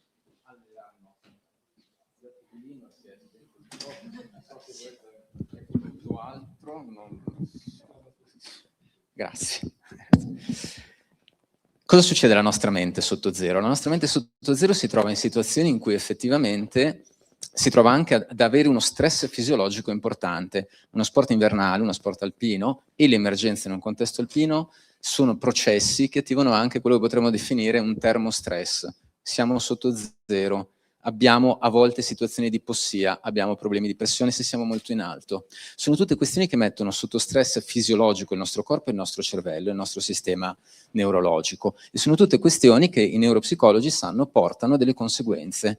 Quando siamo in ipossia, quando siamo in ipotermia, quando siamo ai limiti dell'ipotermia o dell'ipossia, quando siamo iperattivati, quindi in iperarousal, con una forte attivazione ipotalamo, ipofisi surrene, quindi di tutto l'asse che va a iperprodurre un'attivazione fisiologica, attivare un'attivazione fisiologica importante, ci troviamo a dover confrontare quella che in ambito emergenziale si definisce la decisione del nostro corpo. Quando siamo in una situazione estrema, il nostro corpo va a tagliare fuori circuiti secondari. Quando siamo iperattivati, ad esempio, si fermano i circuiti digestivi, si fermano tutti i sistemi non immediatamente necessari alla sopravvivenza o alle risposte di fight or flight del nostro organismo. Si va a creare un cognitive narrowing, quindi una focalizzazione cognitiva che va a fare riferimento sulle procedure che ho memorizzato e strutturato nel tempo, in modo da automatizzarle attraverso un lungo allenamento. E la nostra capacità di adattamento flessibile a situazioni nuove, inattese o diverse si riduce grandemente. Siamo, da un certo punto di vista, iperattivi e ipercompetenti nel gestire dei processi che abbiamo allenato e elaborato, ma diventiamo meno cognitivamente flessibili. E anche la nostra mente deve decidere, la nostra mente sotto zero, deve decidere quali tipi di processi conservare e quali, come ad esempio la flessibilità cognitiva o la possibilità di rappresentazioni larghe dei modelli mentali di situazioni complesse, andare a sacrificare nel momento del bisogno. Quindi da questo punto di vista le sfide fisiologiche, cognitive, ma anche di dinamiche di gruppo e di coordinamento di team che vivono gli operatori del soccorso sono simili a quelli degli sportivi. E mettere insieme questi due specchi, cioè utilizzare la psicologia dello sport per leggere tramite questa lente i processi della psicologia dell'emergenza e del soccorso, e viceversa, utilizzare le competenze che la psicologia dell'emergenza e del soccorso ci mette a servizio della comprensione di certi processi di psicologia dello sport, diventa un tema che è poco presente nella nostra comunità professionale, ma che può diventare particolarmente generativo e fruttuoso nel riflettere su alcune dinamiche, alcuni processi. La dinamica, ad esempio, di uno sport di squadra in cui io non ho mai fatto sport di squadra in vita mia, ma chi è ben più esperto, ho fatto sport, non solo l'ascensore come dicevo prima, ho fatto sport, ma arti marziali quindi estremamente individuali, ma nella sport di squadra, nelle situazioni ad alto impatto, il coordinamento deve essere rapidissimo. Penso alle squadre di bob che scendono o altri sport, in cui la comunicazione è estremamente standardizzata, strutturata, ipersperimentata, e serve il massimo capacità di allineamento e abituazione agli altri per potersi comprendere in una frazione di secondo in un contesto in cui non hai tempo di elaborare o rielaborare la tua comunicazione. Se ci si sbaglia, ci si frega tutti quanti. E quindi si va a costruire, guardate come cerco con grande fiducia il supporto, il sostegno del tipo vero che è così, ti prego dimmi che è così perché io di sport di squadra ho una competenza pari a quella di un armadillo, ma all'interno di questo effettivamente, in parte delle battute, le dinamiche di questo tipo avvengono anche in emergenza, contesto che io frequento di più e che conosco meglio, in cui gli operatori diventano, la squadra di soccorso come la squadra di sport diventa un elaboratore cognitivo diffuso, un elaboratore complesso in cui le prospettive di ciascuno, le procedure di ciascuno e la prospettiva rappresentativa di ciascuno diventano un arricchimento rapido e diventa quindi un organismo per pensare la squadra, per andare a superare la limitazione che l'ambiente estremo, lo sforzo estremo porta alle facoltà cognitive del singolo, integrate in maniera molto allenata e molto standardizzata con le facoltà cognitive e lavorative di prestazione degli altri, per andare a costruire quello che diventa un organismo unico. Su questo abbiamo bisogno, nella psicologia dell'emergenza, come forse anche nella psicologia dello sport, di portare una riflessione importante. Nel senso che molto spesso i processi di training sono focalizzati sull'individuo, ma quando si parla di sport di squadra non ci si occupa soltanto di un coordinamento generale di tipo tecnico, ma anche del fatto che la mia mente è in contatto con le menti degli altri, la mia mente è rappresentata nelle menti degli altri e il modo in cui ci rappresentiamo vicendevolmente diventa uno dei fattori di leva con cui il processo di raggiungimento dell'obiettivo, che sia l'efficacia del soccorso versus l'efficacia della prestazione sportiva e della performance, vengono mediati in maniera potente. Abbiamo quindi bisogno di entrare all'interno di una riflessione generativa come comunità professionale, ibridando alcuni dei nostri modelli, perché se parliamo appunto di temi come resilienza, adattamento, velocità, elaborazione condivisa, squadra come moltiplicatore cognitivo e prestazionale del singolo e anche come luogo di sicurezza emotiva del singolo, perché è fondamentale questa dimensione sia nella psicologia dello sport che nella prestazione di emergenza. Il soccorritore, come lo sportivo, si deve sentire al sicuro nel contenitore relazionale della propria squadra. Se questo non c'è, la squadra non performa e si mette a rischio. E questa è una dimensione fondamentale che in entrambe le comunità professionali deve essere sviluppata e integrata ulteriormente. Fare prestazione significa prendersi cura delle relazioni nelle squadre. E prendersi cura delle relazioni a volte è più importante, più impattante del prendersi cura della tecnicalità con cui le squadre operano. Non sono mai disgiunte le due cose, ma diventa una dimensione su cui noi come psicologi diventiamo un presidio di sicurezza, di performance e di qualità della protezione emotiva di coloro che operano, sia nella squadra sportiva che nella squadra di soccorso. Questo tipo di esperienza, questo tipo di presidio metodologico è tipico della nostra professione e deve diventare uno degli elementi moltiplicatori dell'efficacia delle nostre azioni nel momento in cui ci rivolgiamo a questi contesti applicativi. C'è un ulteriore elemento che accomuna e questo lo voglio proprio citare, il mondo delle squadre sportive e del mondo delle squadre di emergenza, cioè il pensiero controfattuale post-evento, che messa così suona tipo bacio perugino, il pensiero controfattuale post-evento, che vuol dire? Sembra una cosa. Il pensiero controfattuale è nel momento in cui ho fatto qualcosa, una performance su cui ho investito, quanti minuti ho? Perché ti sei alzata e mi minaccia, c'ho 1 minuto, vedi? Fantastico. Io colgo ormai il suo non verbale in una maniera, siamo coordinati come squadra. E nel momento in cui io finisco una prestazione, che sia sportiva o che sia emergenziale, quella sera, quella notte, il giorno dopo continuerò a ripensare a cosa ho fatto, a cosa non ho fatto, a come avrei potuto reagire in quel momento, a che altra cosa avrei potuto fare perché questa è andata male, se solo avessi fatto questo, se solo le cose fossero andate così. Si chiama pensiero controfattuale. La nostra mente continua a sfidare lo schema di quello che è successo per trovare un fascio di ipotesi alternative che avrebbe permesso, in ipotesi, un successo diverso, un esito diverso. Questo avviene sia per i soccorritori che per gli sportivi. Ora, di questo forse nei debriefing post-evento non ci occupiamo abbastanza. Sia la comunità degli psicologi dello sport che la comunità degli psicologi dell'emergenza devono rimettere il pensiero controfattuale individuale e di squadra al centro delle elaborazioni post-evento, all'interno delle lezioni apprese che non possono essere solo tecniche, ma anche di come io mi sono rappresentato alla prestazione che ho messo in atto e di come io penso che gli altri della mia squadra si siano rappresentati quello che ho fatto e come io ho rappresentato loro. Perché poi noi viviamo all'interno di questo mondo rappresentazionale reciproco, che a volte è più importante del mondo reale di come sono andate le cose. E allora esplicitiamo queste dinamiche per prenderci cura della prestazione della squadra, ma anche della qualità emotiva del singolo e del gruppo all'interno di contesti ad alte performance. È l'unico modo che ci permette di far funzionare le nostre menti sotto zero, cioè quando si ferma tutto il resto, quando hai una frazione di secondo, quando sei stanco, disperato, non sai se stai facendo la scelta giusta e ti giochi 4 anni di allenamenti più che una situazione di vita o di morte su una montagna. È l'unico modo che permette alla tua mente sotto zero di continuare a funzionare. Allora questi specchi ci aiutano a vedere meglio questi processi. Cerchiamo di svilupparli congiuntamente come comunità integrate all'interno della nostra professione. Qui mi fermo perché i 10 minuti sono finiti.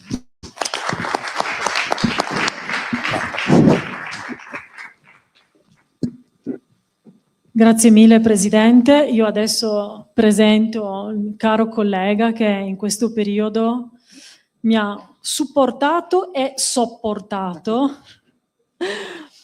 il dottor Danilo Corona, che è consigliere dell'Ordine degli Psicologi della Lombardia ed è anche referente del gruppo di lavoro di psicologia dello sport dell'Ordine.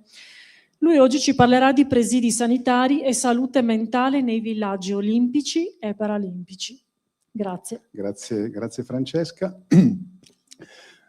Io appunto, come precisava anche il Presidente Pezzullo, non sono uno psicologo dello sport, però sono uno sportivo e quindi insomma fin da giovane ho praticato sport e tuttora mi sopportano nel giocare a pallacanestro, quindi anche colleghi molto più giovani.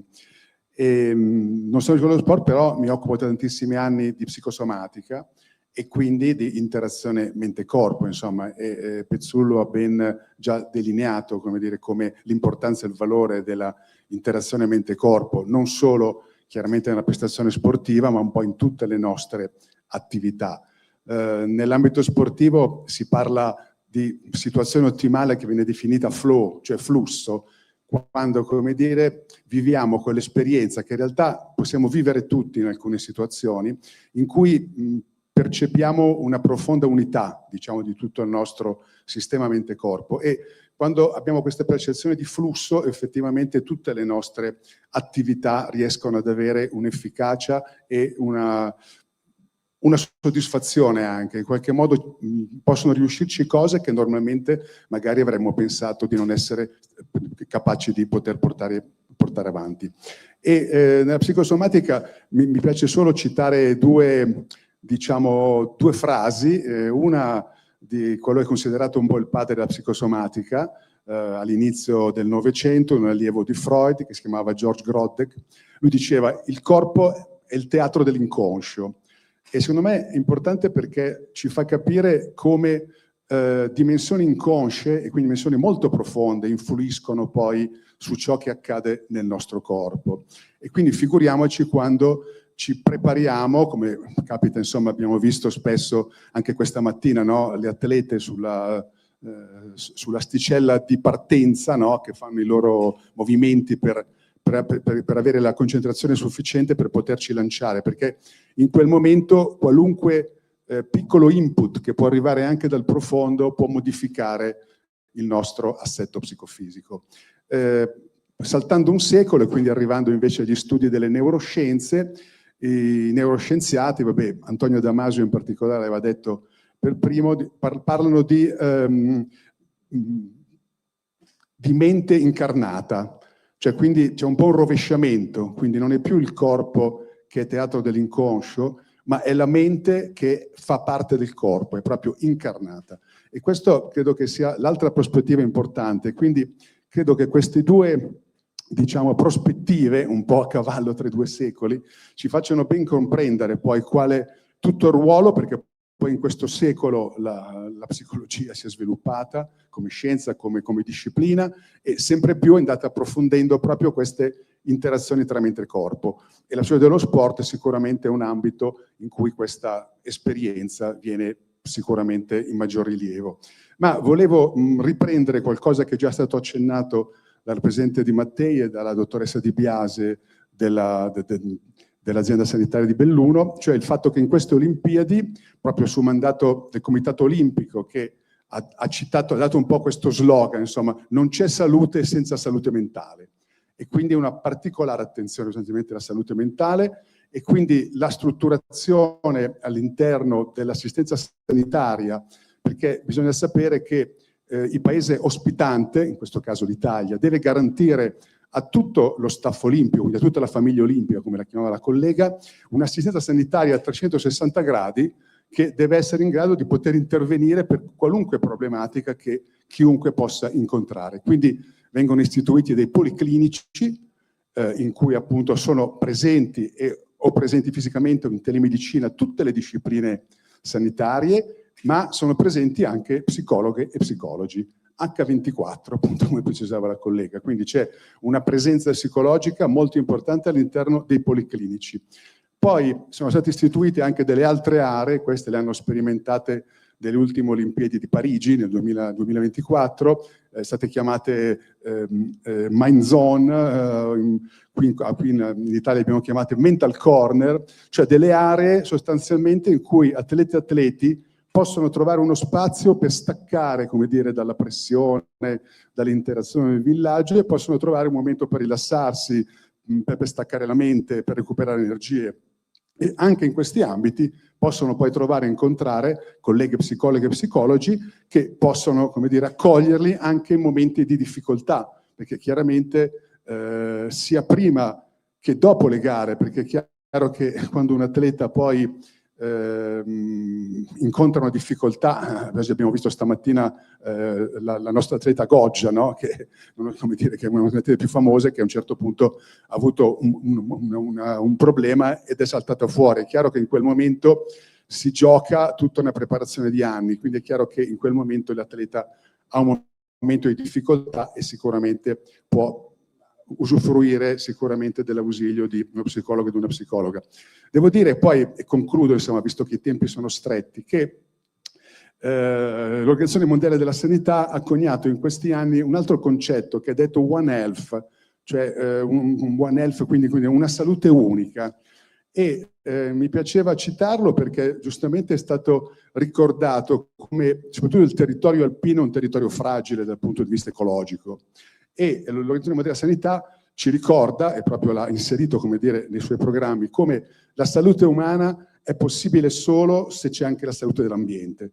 Quindi sottolineando non solo l'interazione tra mente e corpo, che chiaramente è quello da cui siamo partiti, ma anche una forte correlazione tra la salute umana, la salute dell'ambiente naturale, la salute dell'ambiente sociale, quindi un contesto, diciamo, ecologico a più ampio spettro, che sicuramente anche questo credo che deve essere ricordato. Insomma, ecco, prima la Presidente Di Mattei citava, no, perché giustamente le Olimpiadi hanno anche molte critiche, e molte di queste critiche, fra l'altro proprio a Cortina, riguardano proprio l'impatto diciamo, delle strutture olimpiche proprio sull'ambiente. Quindi sicuramente c'è una necessità effettivamente, soprattutto andando in prospettiva, insomma, visto che i cambiamenti climatici diventano sempre più importanti, di avere una sempre maggiore attenzione, quindi riuscire a trovare un modo per coniugare anche le discipline invernali, che chiaramente necessitano di tutta un'impiantistica particolare, con la possibilità appunto di garantire questa One Health, quindi una salute a livello globale, sia per noi esseri umani che apparteniamo a questo pianeta e al mondo della natura. Quindi vi ringrazio e passo la parola adesso ai successivi ospiti.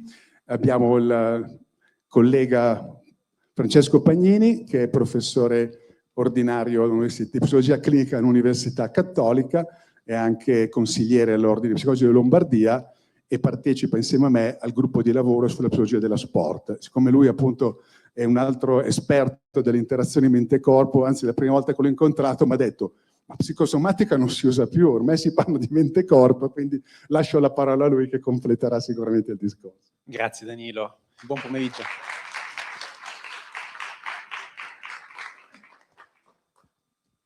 Dunque, buon pomeriggio. Effettivamente partiamo da questo. Io, in questo breve intervento che cercherò di stare abbastanza conciso, effettivamente voglio parlarvi di un affondo moderno di come intendiamo oggi il rapporto mente-corpo. Effettivamente la parola psicosomatica nei contesti scientifici non la usiamo più. Non la usiamo più perché è una parola, se volete poi ne parliamo più tardi, ma è una parola che si è un po' caricata di significati simbolici che poi negli anni hanno un po' disatteso le attese, e quindi oggi lo intendiamo tramite altri canali. Qualcuno parla di PNEI, altri parlano di effetto placebo.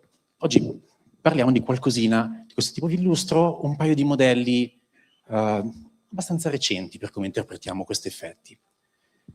La teoria parte da questa idea che noi, immagino, tutti ci intendiamo sul fatto che il rapporto mente-corpo sia qualcosa di molto profondo, e per quanto ovviamente aspetti fisici influenzano il nostro benessere, se sto male fisicamente, se ho l'influenza, chiaro che questo ha un effetto anche sul mio umore, ma in particolare noi ci concentriamo sugli effetti che la mente ha sul corpo. E vi prego di tenere presente questa frase: il corpo va dove si trova la mente, o perlomeno ci prova. Il modello che fa da base a questa riflessione è un modello che ha diversi nomi, si basa su un'idea che è un'ipotesi di mente bayesiana. L'idea, alla base, è che la nostra mente non sia tanto qualcosa che si adatta al mondo, sì, anche quello, ma l'attività principale che svolge il nostro cervello è la predizione. In questo momento noi siamo in questa stanza, ma non è che il nostro cervello funziona come se fosse una telecamera che continua a riprocessare le immagini. Noi diamo per scontato che questa stanza ha delle caratteristiche che abbiamo colto la prima volta, dopodiché, a meno che non cambi qualcosa, si crea una crepa, un buco nel muro, la nostra attenzione va lì, notiamo questo cambiamento, ma se non cambia niente, la nostra mente non riprocessa questa cosa, dà per assodato che questa immagine funzioni così com'è. E uno dice, vabbè, ok, quindi? Quindi, per una teoria che si chiama la teoria dell'energia libera, che è una teoria fisica fatta da Princeton, che è un fisico e uno psichiatra, fondamentalmente il nostro cervello, per come processa le informazioni, soprattutto per il livello di energia che utilizza, la nostra mente si basa su questi schemi. E quello che succede è che io mi baso su delle aspettative della realtà. Poi, in base alla mia interazione con il mondo esterno, con il corpo, con quello che è, adatto questa informazione e mano a mano faccio un po' di fine tuning, sistemo sempre di più. Qual è il problema? Che se io ho una grossa aspettativa, vi faccio un esempio politicamente scorretto, credo che i vaccini non funzionino, ok? Poi incontro qualcuno che mi porta dei dati, mi dice no, guarda che in realtà il dato dice questo. Quello che succede è che molto spesso, se la mia aspettativa non coincide con la realtà, tanto peggio per la realtà. Faccio quello che posso per cambiare la realtà, quindi magari rispondo dicendo no, ma i tuoi dati sono falsi, oppure mi stai dicendo una bugia. Questa cosa sembra che l'abbia presa molto alla larga, ma questo è il modello con cui oggi interpretiamo l'effetto placebo. Io prendo una pillola, l'effetto placebo non è solo questo, però prendo una pillola, mi aspetto che questa pillola mi porti un cambio nel livello di dolore che sto provando, per esempio. Siccome questo schema è molto profondo, è molto radicato, il corpo, tramite una serie di meccanismi di cui forse conosciamo il 10%, cerca di non contraddire questa aspettativa. In altre parole, la nostra mente continua a creare la realtà in cui poi ci troviamo. E questa cosa che sembra un po' magica, detta così, sembra un po' esoterica, ha tantissimi sostegni da un punto di vista di evidenza empirica. Adesso vi faccio vedere qualche esempio. Ma, visto che ho menzionato l'effetto placebo, che è un po' il core centrale di cui mi occupo, voglio menzionarvi il suo, a volte lo chiamiamo il gemello cattivo, il cugino cattivo, l'effetto nocebo, che per una serie di motivi che passano tramite l'elaborazione delle aspettative, in particolare tramite delle emozioni negative, diventa ancora più pervasivo dell'effetto placebo. L'effetto placebo è quando mi aspetto qualcosa di positivo avvenga semplicemente perché mi aspetto che ci sia, profezia che si autoavvera. L'effetto nocebo è l'aspettativa negativa che qualcosa di non piacevole mi avvenga. E l'effetto nocebo è molto più pervasivo e forte. Per cui, se io entro in una gara pensando oggi non va, le probabilità, gli sportivi presenti lo sapranno, le probabilità che succeda qualche cosa, poi alla fine vada verso un autosabotaggio, sono molto più alte rispetto a pensare oggi va benissimo. Sì, l'ottimismo aiuta, aumenta un po' la probabilità, ma non ha la stessa pervasività dell'autosabotaggio. Ora, ci sono ovviamente dei limiti a questa cosa, perché non è che se io immagino di volare, allora posso diventare Superman. Però, questo è uno studio che abbiamo fatto anni fa con una popolazione di pallavoliste, abbiamo chiesto a queste persone di immaginare di volare in condizioni sperimentali. Adesso c'è poco tempo, non entro nei dettagli della metodologia, poi se qualcuno è interessato facciamo 2 chiacchiere dopo. Ma quello che vi abbiamo chiesto di fare è stato, a una parte delle pallavoliste, di immaginare di volare.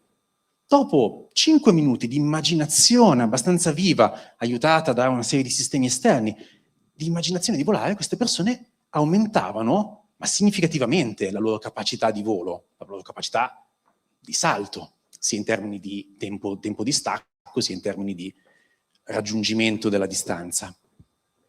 Questo è un esempio semplice sulla performance, ma vi voglio fare degli esempi ancora più profondi. Questo è uno studio fatto oramai diversi anni fa, una ventina d'anni fa, ma secondo me è sempre molto interessante. Stati Uniti, contesto grande albergo. Questi ricercatori, la mia capa ad Harvard, va in questo albergo e intervista una serie di donne delle pulizie. A metà di loro dice: attenzione, quello che tu fai mentre sei nel tuo turno, passare l'aspirapolvere, piegare le lenzuola, è come se facessi una lezione, un tot di attività in palestra. È come se ti prendessi cura del tuo benessere. All'altra metà non dicono niente. Quello che succede è che dopo un mese tornano in questo grande albergo, non era cambiato nulla nella realtà, non avevano cambiato turni, nessuno si era iscritto in palestra, nessuno aveva cambiato modalità di alimentazione, ma le persone che avevano concepito la loro attività fisica come qualcosa di positivo per il loro benessere erano dimagrite, come se fossero andate davvero in palestra, o meglio, hanno dato quello spazio all'attività che stavano facendo. 20 anni fa questa cosa sembrava molto strana, oggi abbiamo una valanga di dati per sostenere questa idea. Altro esempio, questo l'ha fatto un'amica di Yale. Studenti vanno in questo laboratorio pensando che si tratti di una ricerca di marketing, gli viene dato un milkshake presentato come ipercalorico o ipocalorico. Chiaramente potete immaginare che la realtà calorica è una sorta di via di mezzo. Cosa succede? Succede che quelli che prendono l'ipercalorico, il falso ipercalorico, sono sazi, vanno a casa, non mangiano.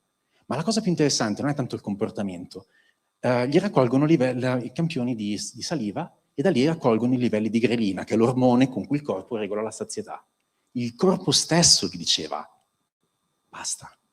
E dall'altra parte il corpo stesso diceva, hai fame. Di fronte allo stesso stimolo oggettivo. Di più, diabete di tipo 2. Diabete di tipo 2, invitiamo delle persone con diabete di tipo 2, che è una patologia che, per chi non ha presente, ha una limitata produzione di insulina, l'insulina regola il livello di glucosio e quindi di fatto quello che succede è che una persona con diabete di questo tipo deve regolarsi il livello di glucosio. Noi li prendiamo a digiuno, vengono nel nostro laboratorio e rimangono per 90 minuti, ma manipoliamo la loro percezione del tempo, quindi qualcuno pensa di restare il doppio del tempo, qualcuno la metà. Pur essendo lo stesso tempo, il livello di glucosio cambia a seconda del tempo percepito. Questa qui l'abbiamo pubblicata su PNAS, che è una rivista di livello Nature, e al tempo i revisori ci scrivono, bellissimo, ma perché? E noi abbiamo risposto dicendo, non abbiamo idea, ma erano 10 anni fa, oggi l'idea ce l'abbiamo. Ed è un concetto che si chiama budget anticipatorio. La mente, questo vale molto nello sport, chi fa endurance, io sono un atleta di endurance, se ne accorge benissimo, il corpo non funziona come vado a usare le batterie, vado a consumare il carburante. Il corpo stanzia energia in base a quello che ci si aspetta. Questa è l'ultima slide. Questo è uno studio appena pubblicato su come la fatica cambi, ve la faccio breve, se corro 10 km a un passo 5, sapendo di dover correre 10 km, ho un consumo energetico diverso dal correre 10 km passo 5, sapendo di correre una maratona. Punto. La mente conta tanto.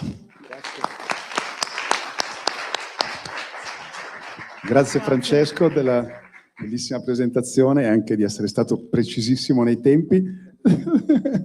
No, e poi grazie anche perché appunto giustamente ci parlava delle aspettative, insomma qui l'aspettativa cresce, ma la psicologia dello sport quando arriva e finalmente arriviamo, quindi presento Virginia Bressan, che è una collega psicologa clinica e psicologa dello sport, nonché atleta, insomma, già in giovane età, ex atleta di sport estetici, che fra l'altro un ringraziamento particolare perché è grazie a lei che siamo riusciti, appunto non dormendo la notte a fine novembre, a trovare rapidamente questo spazio bellissimo dove stiamo realizzando questo evento. Quindi lascio la parola a Virginia e grazie. Grazie Danilo per questa presentazione. Per me è un grande onore essere qui oggi e portare il mio contributo durante le Olimpiadi di Milano Cortina 2026 rispetto al tema dell'equilibrio psicologico nella perfezione del gesto tecnico nel pattinaggio artistico. Quando abbiamo ammirato in questi giorni i pattinatori esibirsi in queste opere d'arte, possiamo chiamarle, siamo tutti rimasti sbalorditi da tanta bellezza. Ma noi psicologi sappiamo bene che questa bellezza non è il risultato di un caso, ma è un'architettura sottile, psicologica, molto complessa ed è il frutto di anni di lavoro e di impegno. Quindi iniziamo questo breve viaggio assieme, partendo dalla definizione del concetto di perfezionismo del gesto tecnico, per arrivare poi a parlare della pressione psicologica olimpica e capire come gli psicologi possono aiutare gli atleti a passare da uno stato di pressione ad uno stato di flow. Quindi durante questa prima slide parleremo della definizione del pattinaggio artistico che rientra all'interno di quelli che vengono definiti sport estetici. Quindi così come la danza classica, la ginnastica ritmica, la ginnastica artistica. Ma perché sport estetico? Perché è il corpo che viene valutato, no? A differenza dell'atletica leggera, dove è il cronometro, ad esempio, il giudice supremo, nel pattinaggio artistico è il corpo, è la percezione della qualità dei movimenti.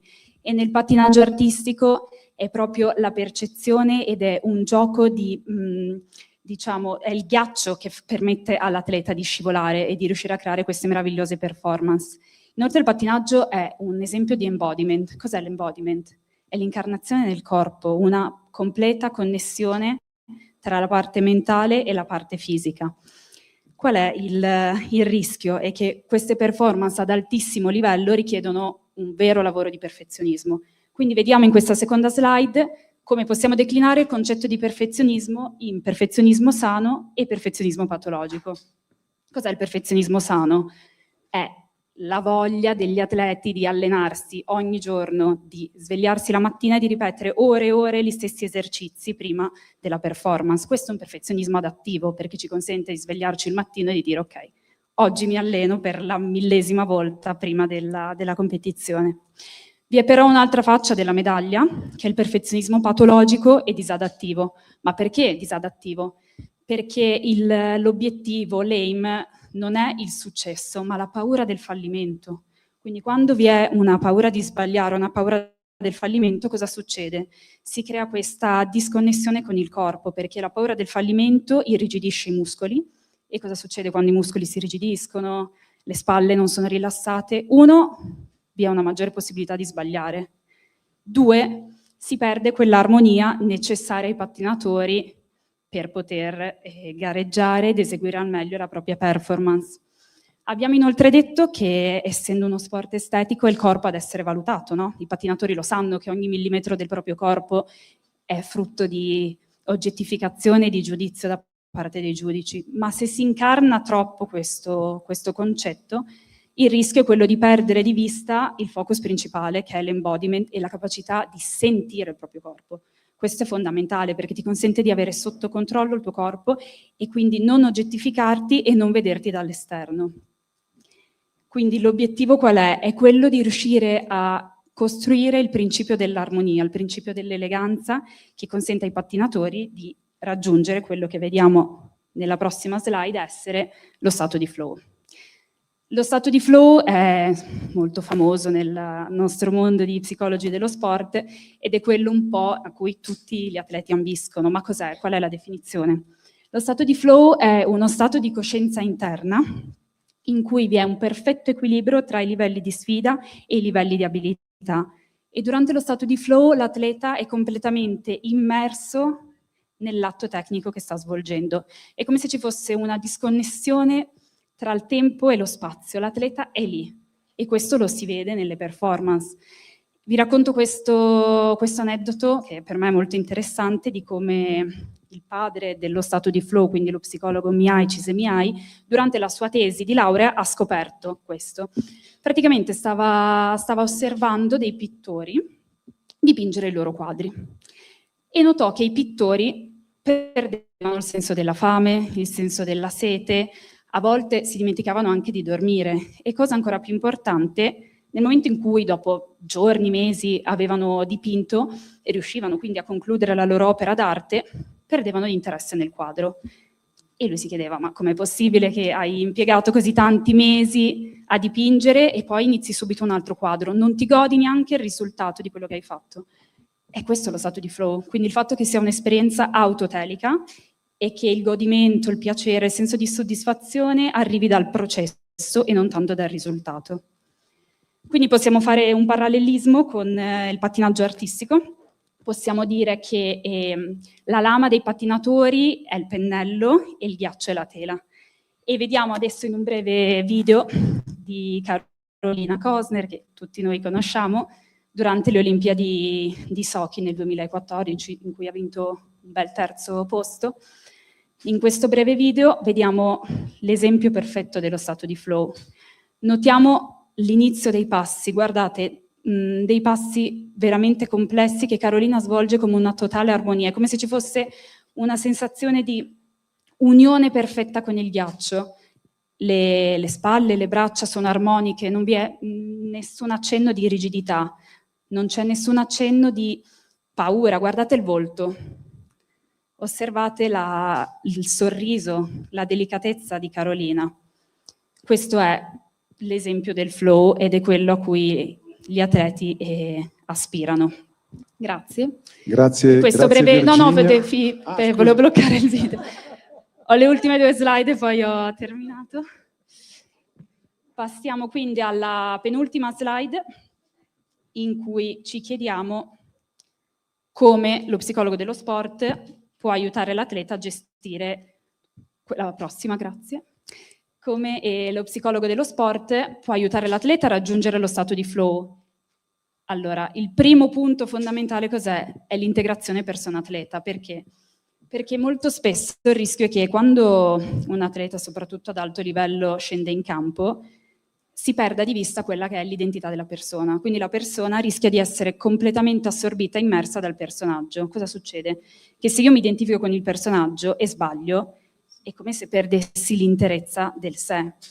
Quindi cosa fanno gli psicologi? Aiutano a lavorare creando un'identità come base sicura su cui poggia l'identità del personaggio, attraverso quelle che sono definite le tecniche di mental training. Ad esempio il self-talk positivo è molto importante prima delle gare, quindi un dialogo interno positivo in cui si passa da una dimensione più del dovere, devo essere così, ad un dialogo emotivo, quindi come voglio essere, come mi sento.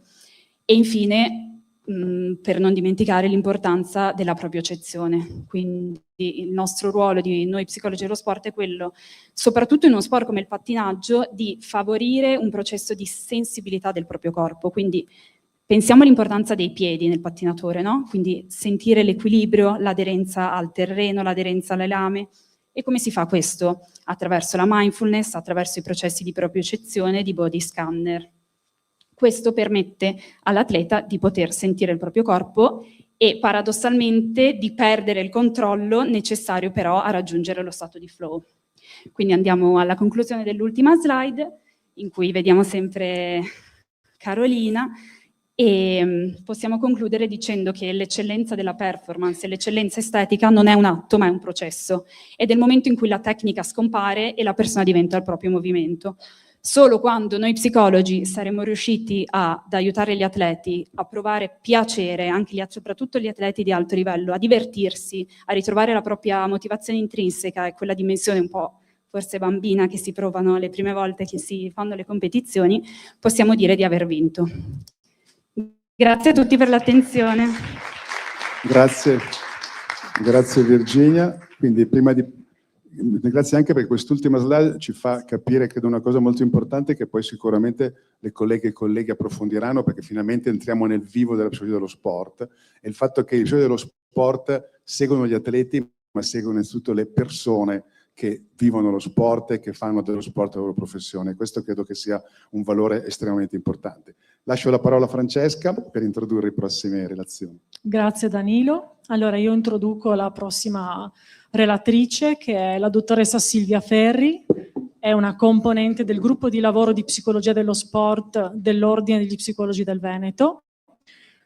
E oltre a questo è anche un ex atleta di alto livello nel pattinaggio artistico su ghiaccio. Oggi ci parlerà di un tema molto importante, ovvero il tema dell'ansia, no? Ma l'ansia è un ostacolo o un'alleata?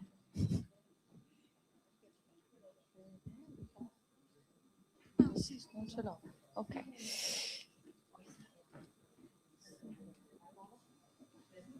Ok. Mi sentite? Sì. Grazie intanto. Alto livello. Ho fatto gare nazionali, internazionali, ma insomma non di sicuro le Olimpiadi. Però ecco, ci tenevamo, visto che siamo due ex atlete delle sport invernali, dopo vedrete anche una mia collega, a portare un po' la nostra esperienza pratica, no? Su campo. Ansia, da ostacolo ad alleata. Io ho iniziato, sono di Verona intanto, quindi una città dove non c'è il palaghiaccio, ma non so chi conosce Verona, in un paesino della montagna c'è un palaghiaccio scoperto. Non so chi sa molto di pattinaggio su ghiaccio, ma è possibile farlo all'aperto, ovviamente come tutti gli sport, non come lo sci che lo facciamo sempre, ma nel pattinaggio su ghiaccio se piove, nevica, ci sono le foglie, è difficile allenarsi. Noi lo facciamo lo stesso. Io ho iniziato a 8 anni, non ho iniziato prestissimo, attualmente vi dico che 3-4 anni sono già sul ghiaccio, a volte dico 3 anni, a momenti non sanno camminare, però vabbè, hanno già i pattini. Quindi io inizio, faccio le mie garette, le soddisfazioni, l'aspetto ludico, che insomma se ne parla tanto anche tra noi psicologi dello sport, sicuramente c'era perché mi piaceva e volevo proseguire. Vinco i campionati italiani, qualcosa deve cambiare, avevo 13 anni e non potevo più pattinare tra le foglie con la neve, quindi si tornava a casa, insomma una struttura che non mi permetteva questo. E quindi con la mia famiglia dico ok, mi devo trasferire, mi sono trasferita da sola a Merano. C'era ovviamente una struttura che mi seguiva, insomma, perché ero minorenne, però ecco, eravamo degli atleti che con la nostra bicicletta andavamo a scuola e poi il pomeriggio dovevamo ad allenarci. Lì ovviamente le aspettative iniziano a cambiare. Le aspettative mie, aspettative della società, aspettative anche un po' dei miei genitori, ma perché volevano vedermi felice, i sacrifici erano tanti e lì, come detto prima, c'era tanto l'aspetto ludico, lì inizia l'ansia in gara. Ansia in gara che ricordo ancora molto bene perché sono sempre stata appunto un'atleta di prestazione, funzionavo, ma lì iniziavo a non funzionare più. Facevamo tantissime gare anche ogni weekend all'estero, ma la sensazione era sempre quella di tremore alle gambe. In un pattinatore, anzi Virginia prima la ringrazio perché ha descritto bene insomma il pattinaggio con queste lame sottili, capiamo che in un pattinatore non sentire le gambe è difficile, perché come vado a fare i salti se io non sento le gambe, se tremano? E questa sensazione io me la portavo avanti e non sapevo come gestirla perché non ero seguita da uno psicologo dello sport. Quindi lì si cerca un pochino in tanti modi, no, di tamponare come si può. Però ecco, su questo prima anche mi sono segnata un po' di parole interessanti, no? La sicurezza emotiva si nominava prima. Non mi sentivo sicura, nonostante io funzionavo in allenamento benissimo, arrivavo in gara, blocco. Blocco non vuol dire che non facevo nulla, però mentalmente ero bloccata. Ricordo una gara, e sorrido ovviamente, perché eravamo all'estero e io non ho fatto bene, quindi dopo, vabbè, durante la premiazione funzionava che potevamo entrare per appunto ricevere poi il premio, anche se ero arrivata terza non ero felice, E io mi ricordo che finita la premiazione sono rimasta in pista e ho detto io adesso rifaccio gli elementi che ho sbagliato e li ho rifatti tutti. E lì ho detto ma com'è possibile che mezz'ora fa non andava e adesso va?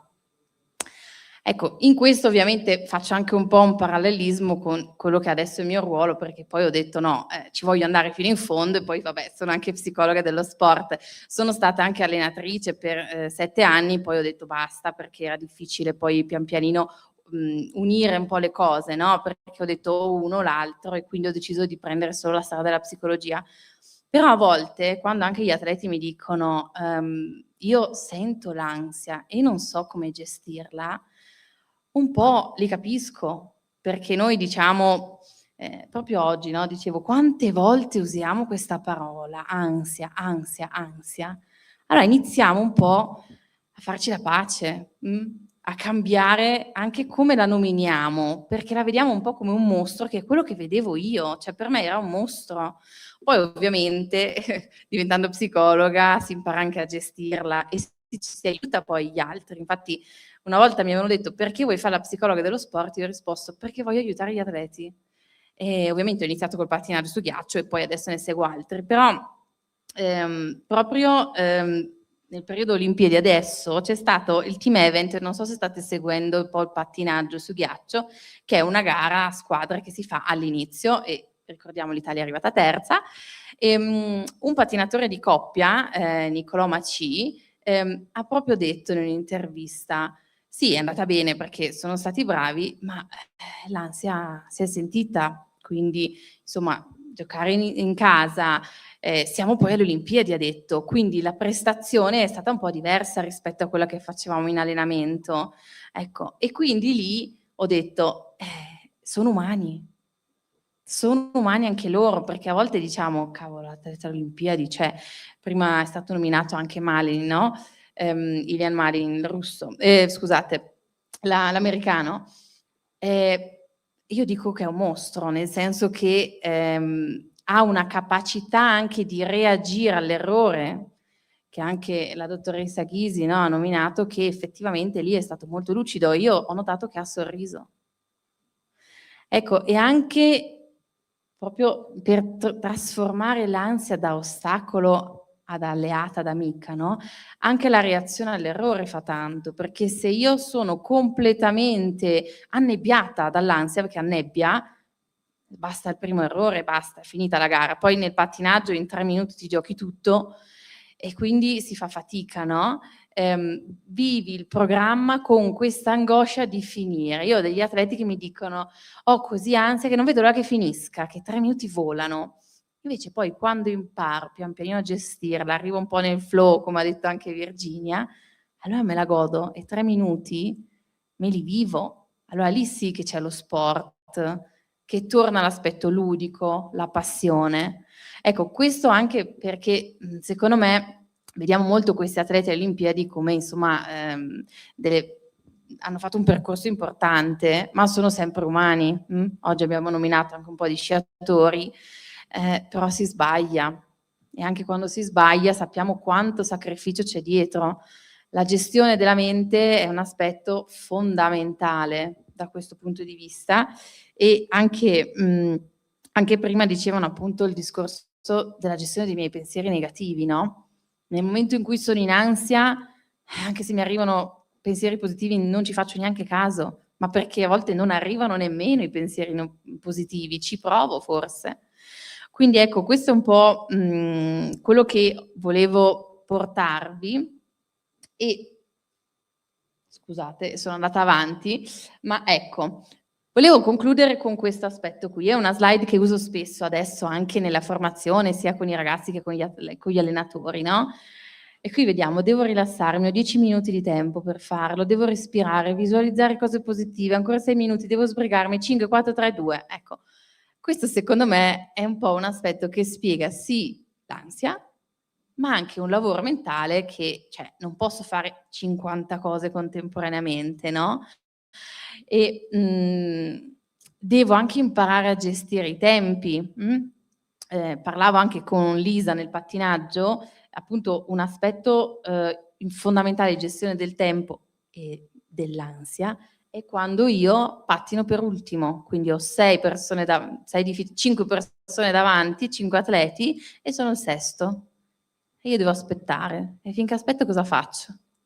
Mi sale l'ansia e tu stai aspettando, quindi devi gestire la parte, però l'attesa, quando poi devo fare una prestazione, effettivamente si dice non vedo l'ora che arrivi il mio momento, no? O voglio di scappare, perché di solito sono queste le alternative.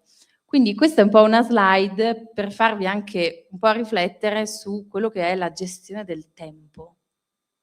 Può essere poca o tanta in base allo sport, in base a quello che facciamo, ma la consapevolezza mentale secondo me è importante, perché posso avere tantissime tecniche da usare, ma se le uso nel modo sbagliato non serve a niente. Ecco, quindi un po' questo voleva essere un po' la mia esperienza portata qui, in questa realtà, in cui anche ringrazio insomma per anche l'ospitalità di questo bellissimo posto, e quindi concludo e vi ringrazio.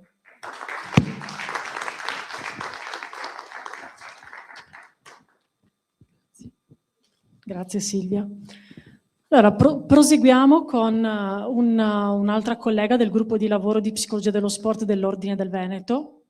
Anche lei è un ex atleta, io lo dico, di alto livello, perché è questo che è.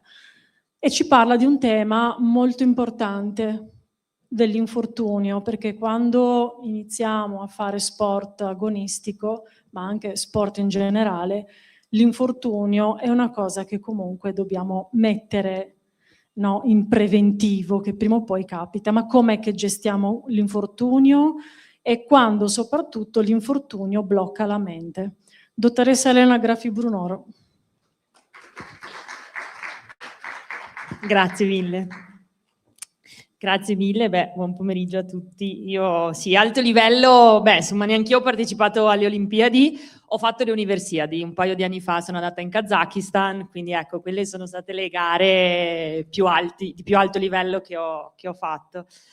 E quindi sì, a me tocca un po' l'ingrato compito degli infortuni, ma è un tema che mi sta molto a cuore perché, come diceva Silvia prima, volevamo portarvi un po' la nostra esperienza.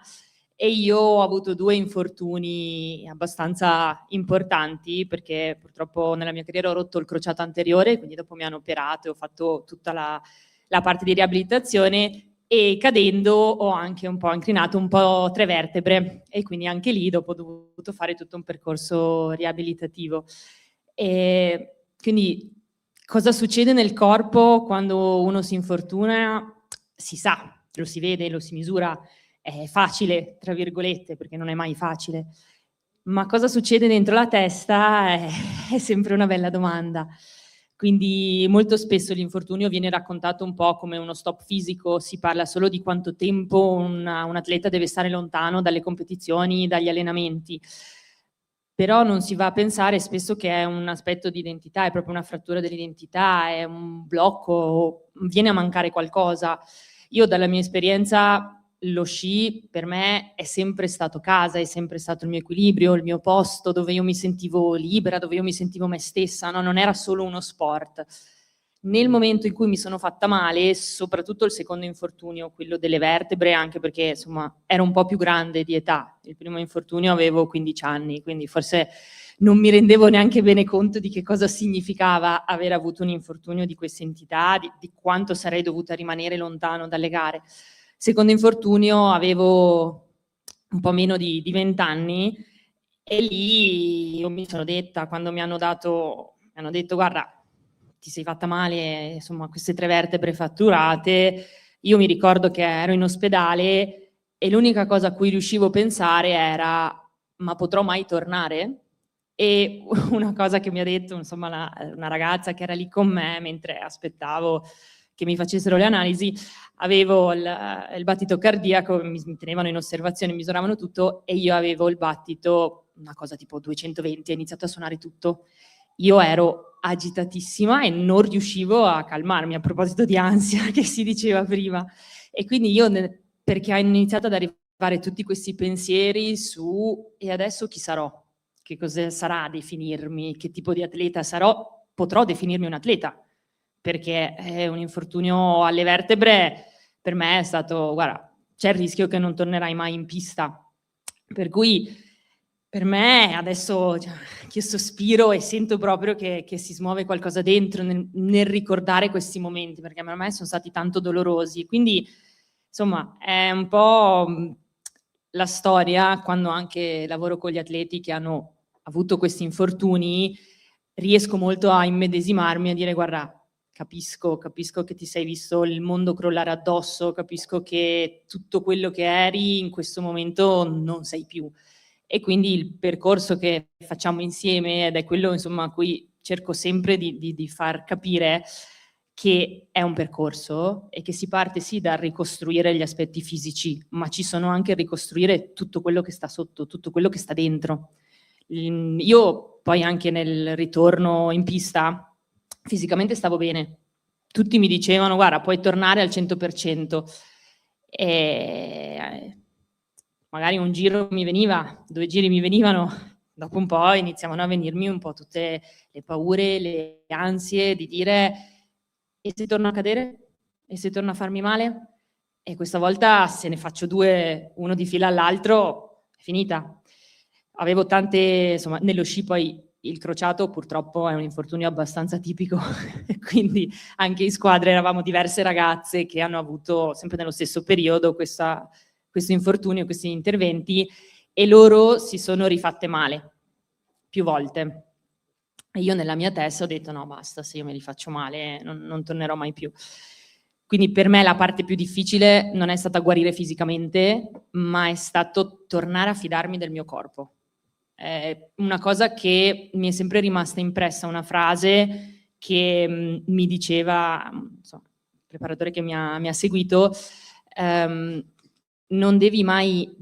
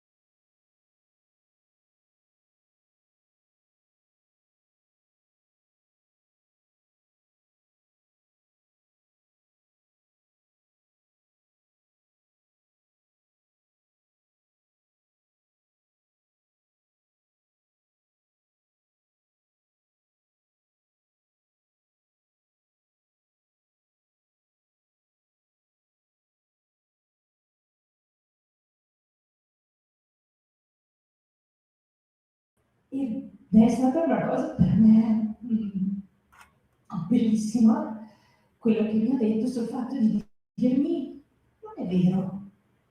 Anche lui è stato un atleta calcio e si è fatto male anche lui, ha avuto diversi infortuni. E io mi ricorderò l'abbraccio che mi ha dato in quel momento lì, e lì ho iniziato a dire ok, insieme possiamo farcela.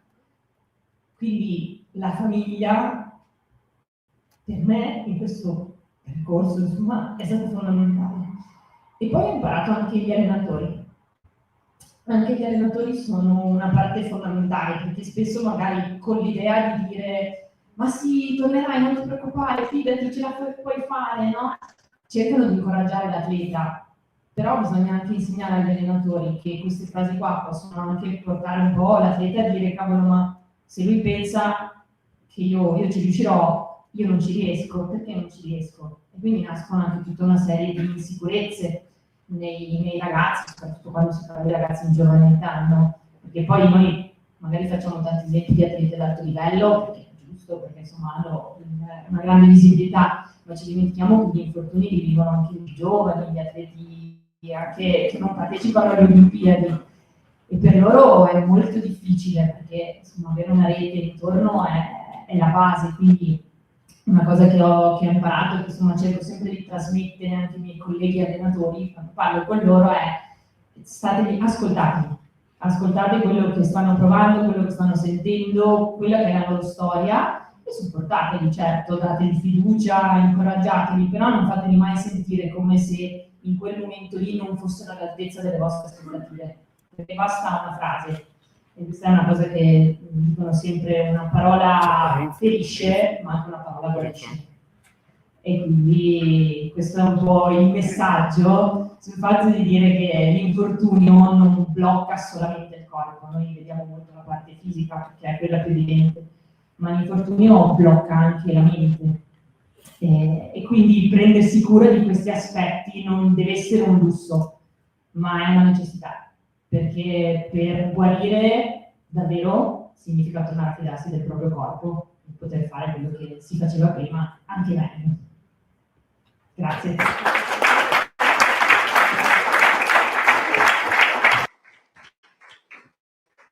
Grazie Elena, ci hai fatto commuovere tutti e hai toccato un tema molto importante nella psicologia dello sport, che è quello degli infortuni, perché l'atleta si identifica col proprio corpo.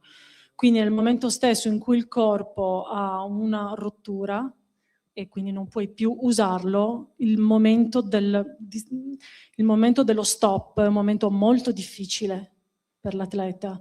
E noi come psicologi dello sport lavoriamo anche nella prevenzione degli infortuni, che è molto importante. E avrei tanto da dire da infortunata, è un tema che mi tocca molto, molto, molto nel profondo, perché poi certi dolori restano anche nella nostra memoria e anche quando ritorniamo a fare quel gesto tecnico non sarà più come prima, perché comunque qualcosa nel nostro corpo si è rotto, quindi anche un movimento che magari non riusciamo più a fare fisicamente ci fa ristrutturare anche poi quel gesto tecnico che siamo abituati a fare e che dobbiamo imparare a farlo in maniera diversa. Pensate a Berrettini, no, tennista, lo conoscete tutti immagino, la prima volta che si è rotto la muscolatura qui degli addominali, dopo che cosa hanno fatto? Hanno cercato di insegnargli il gesto tecnico in maniera diversa.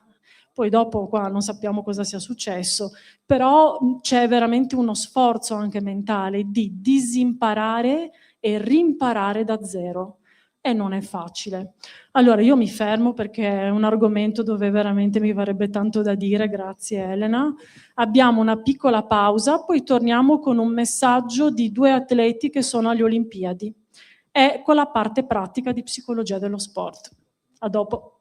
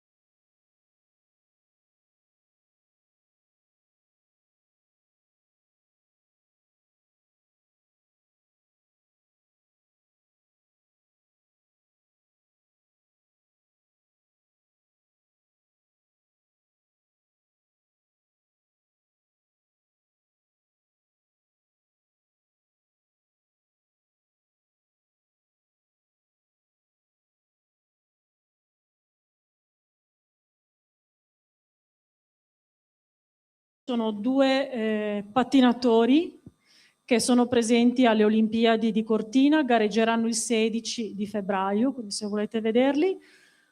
Loro ci hanno lasciato un messaggio che adesso vi facciamo vedere sull'importanza della preparazione mentale e che cosa loro utilizzano di più.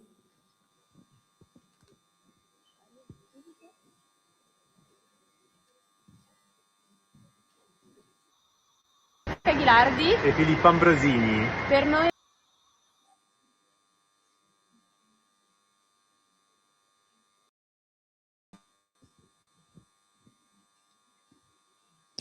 Il video ce l'ha girato una cara collega lombarda che oggi non è potuta essere qui, quindi la ringraziamo per averci dato insomma questa testimonianza. Ghilardi E Filippo Ambrosini. Per noi la preparazione mentale è molto importante sia nella quotidianità di tutti i nostri allenamenti ogni giorno, ma soprattutto per la preparazione e poi la performance della gara.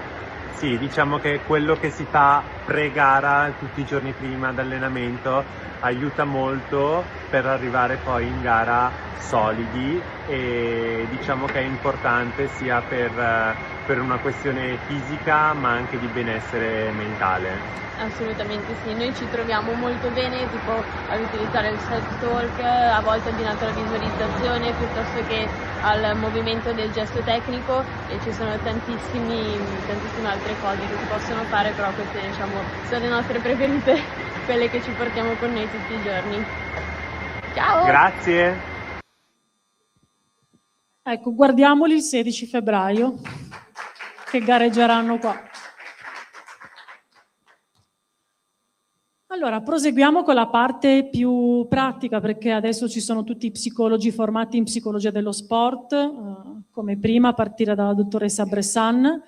Adesso abbiamo il dottor Marco Gazzola, che è psicologo dello sport, membro del gruppo di lavoro di psicologia dello sport dell'Ordine degli Psicologi del Veneto. Ci parlerà di forza mentale e sogno olimpico. Grazie, Ma. Grazie Francesca. Buonasera.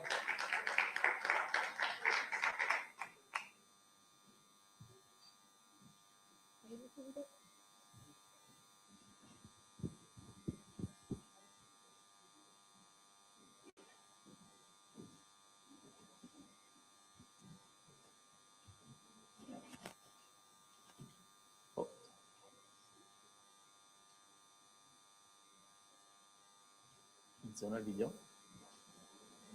Quello?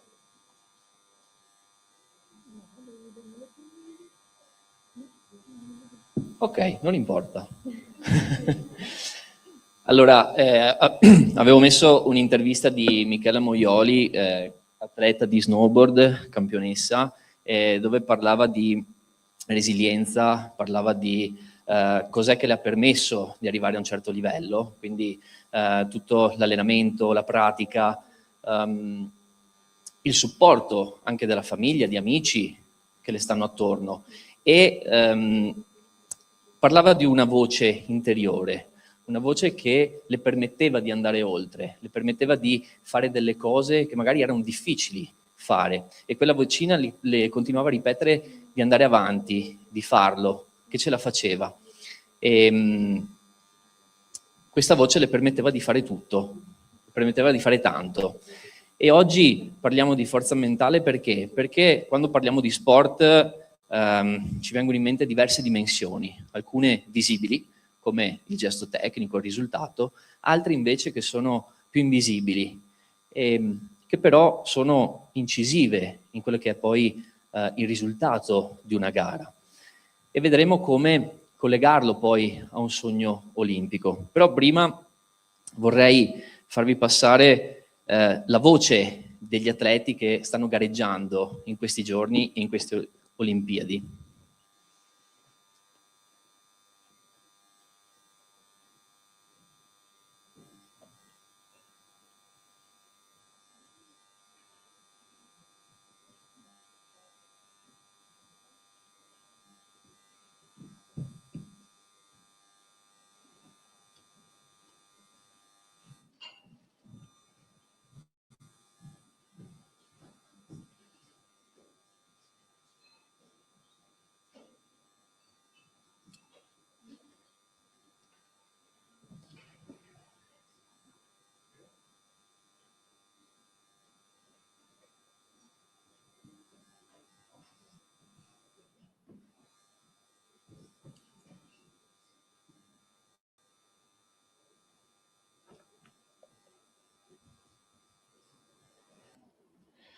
Quando parliamo di Giochi Olimpici, di Olimpiadi, ci vengono in mente le medaglie, le vittorie, gli inni nazionali, però c'è una parte che sta dietro, sta sotto, dove fanno parte tutti quegli allenamenti, quegli anni di sacrifici, di sfide che portano gli atleti ad essere costantemente sotto pressione, per poi arrivare a pochi minuti per fare una gara. È stato già detto in questa giornata qui. La forza mentale fa parte di questo, è un po' quel filo che collega il sogno, in questo caso olimpico, a quella che è la sua realizzazione, a quella che potrebbe essere la sua realizzazione. Ma che cos'è la forza mentale? La forza mentale è un costrutto molto complesso, non c'è una definizione univoca, ci sono diversi elementi che fanno parte di questo elemento, un insieme di valori, di atteggiamenti, di emozioni, pensieri che coinvolgono tra loro. Gli autori in letteratura l'hanno esemplificato con un modello che è quello delle 4C, il controllo, ovvero gli atleti sentono di avere il controllo totale della loro vita, nonché anche delle loro emozioni, non si sentono in balia degli eventi, ma sono in pieno controllo.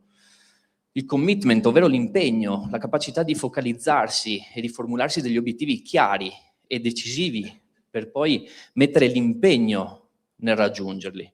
E qui arriviamo alla challenge, ovvero la sfida. È già stato detto anche questo, cioè la capacità degli atleti di andare oltre agli ostacoli, alle avversità, di valutare quelli che possono essere appunto le difficoltà della vita, nello sport in questo caso, come delle sfide anziché delle minacce. E poi la confidence, quella fiducia incrollabile che hanno gli atleti, che non è arroganza, non è superbia, ma è consapevolezza sui propri mezzi, che possono fare quello che fanno ad alto livello. E quindi qua sorge spontanea una domanda, ma questa forza mentale da dove arriva?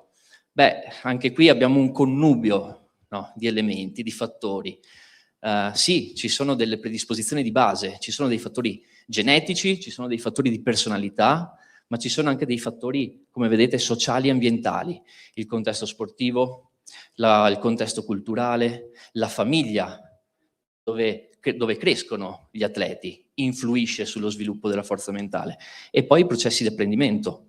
Tutti gli allenamenti, la pratica, le esperienze, i feedback costruttivi delle figure di riferimento possono sviluppare più o meno la forza mentale. E anche qui arriviamo a un'altra domanda. La forza mentale è allenabile? Sì. È allenabile, non è innata, non è un tratto innato, è sviluppabile, si può allenare. Come?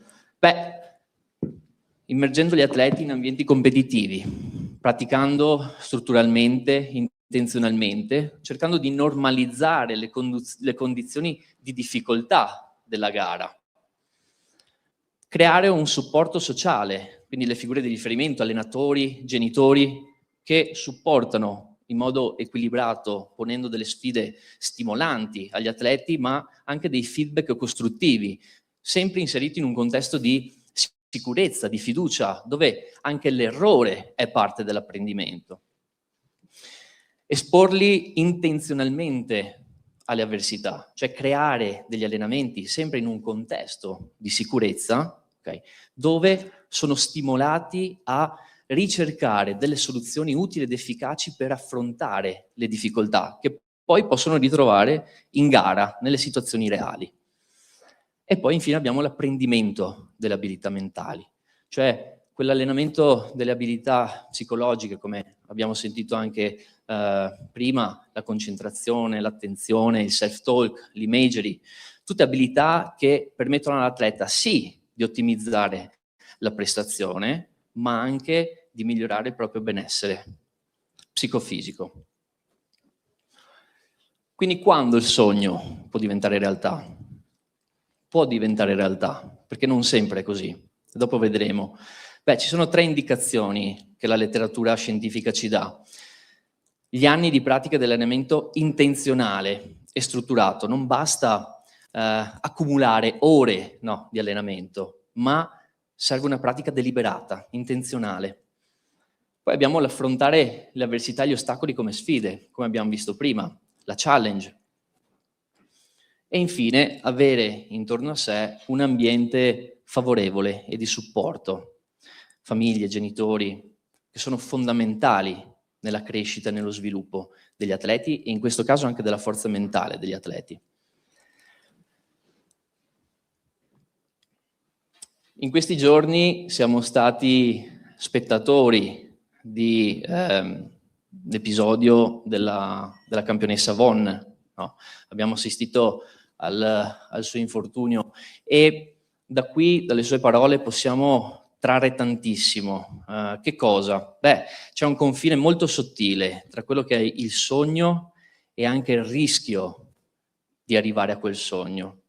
Nelle sue parole la Von non si vergogna, non si pente della scelta che ha fatto, ma ha scelto consapevolmente di andare, consapevole dei propri mezzi, della sua condizione, di dover fare di tutto per realizzare quel sogno.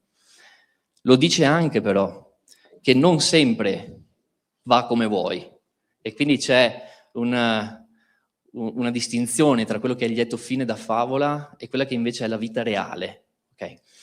E qua sta la complessità della forza mentale, che la forza mentale non è qualcosa che ti garantisce il lieto fine, ma è qualcosa che ti permette di andare oltre, di provare, ti permette di crederci anche oltre alla possibilità di fallire, di cadere. E proprio in queste parole, la Von quando dice ho provato, ho sognato, ho saltato, è proprio qui che secondo me ci sta l'essenza, no, della forza mentale. E poi abbiamo oggi un'esperienza, no, una notizia fondamentale, bellissima, della Brignone, che ha vinto l'oro dopo, penso, un anno di difficoltà dopo l'infortunio e penso che rispecchi benissimo quella che è un aspetto di forza mentale. Grazie.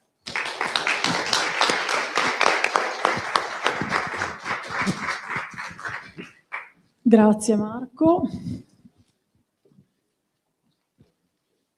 Allora, proseguiamo questo slalom di voci con la dottoressa Erika Mestriner, anche lei è componente del gruppo di lavoro di psicologia dello sport dell'Ordine degli Psicologi del Veneto e ci parlerà di educazione e prestazione. Quale equilibrio? Grazie Francesca. Buonasera a tutti.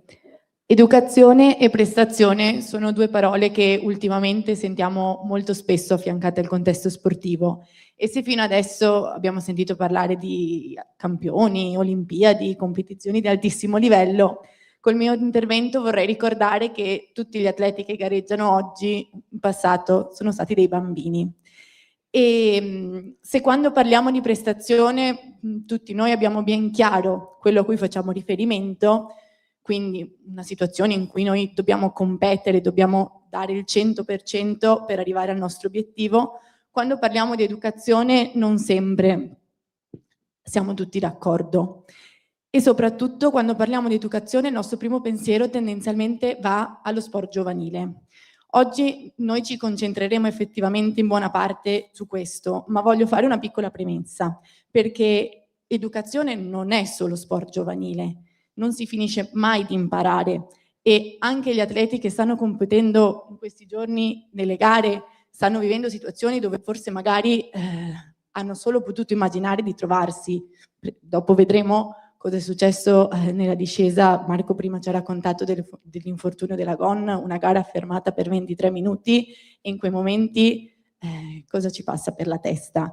E quindi e poi l'altro aspetto è quello che l'educazione è quella che noi riceviamo anche dagli atleti di alto livello, perché con i social, con le interviste, con le loro dichiarazioni, tante volte ci insegnano qualcosa e quindi è importante ascoltare le loro voci.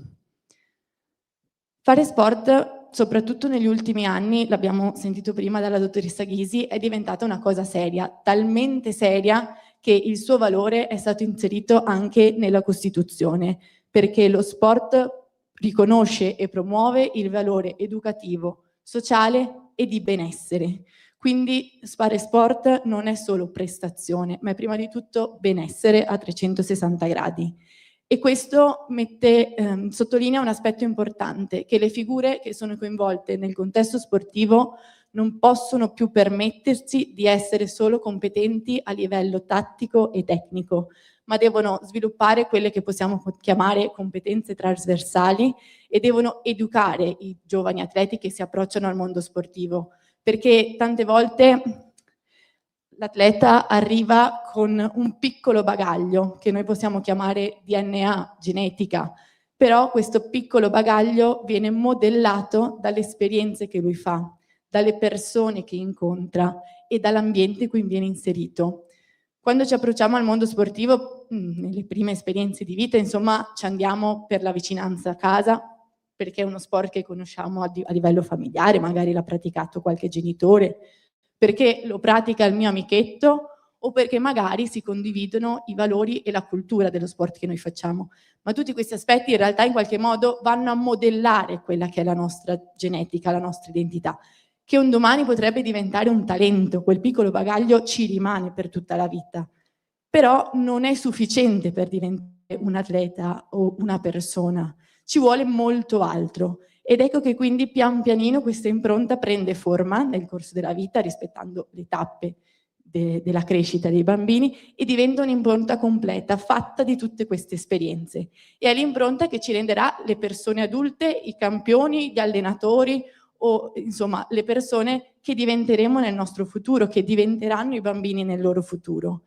E quindi dobbiamo un pochino riflettere su questa cosa, perché nel momento in cui noi psicologi dello sport, ma in primis gli allenatori che sono a stretto contatto con i bambini, insegnano lo sport ai ragazzi, non stanno solo istruendo questi bambini. Questo modello che Massa, che è un pedagogista, ha sviluppato in ambito scolastico, ma si adatta molto bene anche al contesto sportivo, perché ci dice che istruire significa attrezzare la persona, quindi dargli degli strumenti, fornirgli delle conoscenze, ma non è più questo, non deve più essere solamente questo l'obiettivo dello sport. L'obiettivo dello sport è quello di educare, quindi di valorizzare quelle che sono le risorse della persona, creare un'autonomia, lo vedremo dopo, il bambino deve essere pian pianino autonomo, legato alle loro difficoltà dell'età che ha.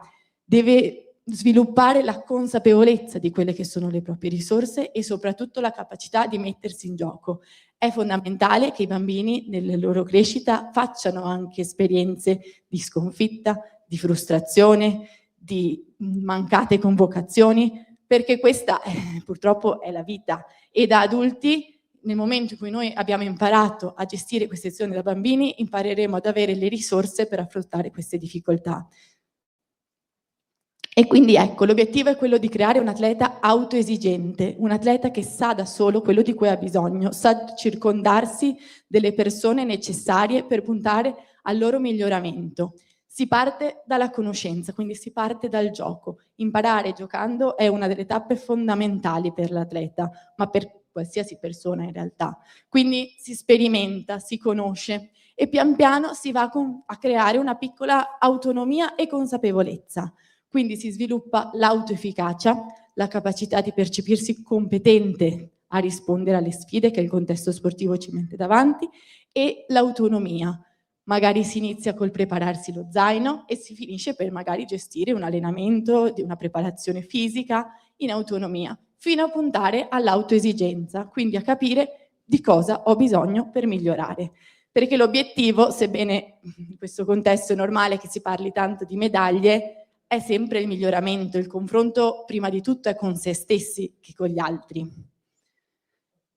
Un altro aspetto dello sport che si parla molto è quello ovviamente delle competizioni, e su questo voglio fare una piccola riflessione con voi, perché quando parliamo di agonismo tante volte lo associamo a qualcosa di negativo o comunque non pienamente positivo. Questo perché però è l'interpretazione che ne facciamo noi adulti. Il bambino per crescere ha bisogno di confrontarsi con gli altri e il bambino è pienamente consapevole che una vittoria e una sconfitta sono qualcosa di momentaneo, perché se no ci chiederebbero la rivincita ogni volta che c'è una piccola competizione, anche semplicemente coi genitori. Perché il messaggio che ci sta sotto è proprio quello che oggi hai vinto tu, adesso hai vinto tu, ma un domani potrei vincere io. E quindi ecco che l'agonismo consapevole diventa un momento di confronto in primis con se stessi, ma poi anche con gli altri, perché i bambini capiscono molto bene l'aspetto della meritocrazia. Quindi è importante anche la parte delle selezioni, la parte delle competizioni. L'importante è che l'obiettivo non sia solo la vittoria non deve essere l'unica cosa che conta, ma ci deve essere prima di tutto un processo di crescita e di miglioramento personale. E concludo con alcuni momenti di queste Olimpiadi, ma ce ne sarebbero tantissimi altri da raccontare, perché vediamo degli atleti che hanno dovuto superare delle difficoltà o comunque che si sono magari spinti oltre i propri limiti. Vediamo per esempio l'esempio dell'hockey femminile che ha conquistato i quarti di finale per la prima volta nella storia, nonostante fosse consapevole che esistessero delle squadre molto più preparate di loro, o comunque che lo sono state fino a questo momento. Una Sofia Goggia che ha dovuto attendere 23 minuti prima di scendere, la coppia di curling che nonostante partisse da favorita ha perso la semifinale e il giorno dopo è dovuta scendere in campo di nuovo. Tra l'altro il curling ha un aspetto bellissimo e difficilissimo per gli atleti perché sono microfonati, quindi quello che loro si comunicano in quel momento lo sentono tutti quanti. Saper gestire la comunicazione in quei momenti lì non è sempre facile. E come diceva prima Marco, una Federica Brignone che rientra 11 mesi dopo un infortunio gravissimo e mette il 100% per raggiungere il proprio obiettivo. Questi atleti qua sono stati dei bambini e inevitabilmente il loro percorso di crescita li ha portati a essere qui e li ha portati a gestire queste situazioni, direi al meglio, perché comunque sono diventati dei campioni. Questa in realtà è solo una piccola parte del contesto sportivo, perché non tutti i bambini diventano campioni, però comunque le esperienze che fanno li vanno a influenzare sulla persona che saranno un domani. Quindi mettere l'attenzione sul percorso ha proprio questo valore, dare le risorse per crescere a dei bambini che un domani saranno delle persone adulte che possono diventare dei campioni, possono diventare degli allenatori, possono essere delle persone comuni, ma che comunque si porteranno dietro la loro storia sportiva. Grazie.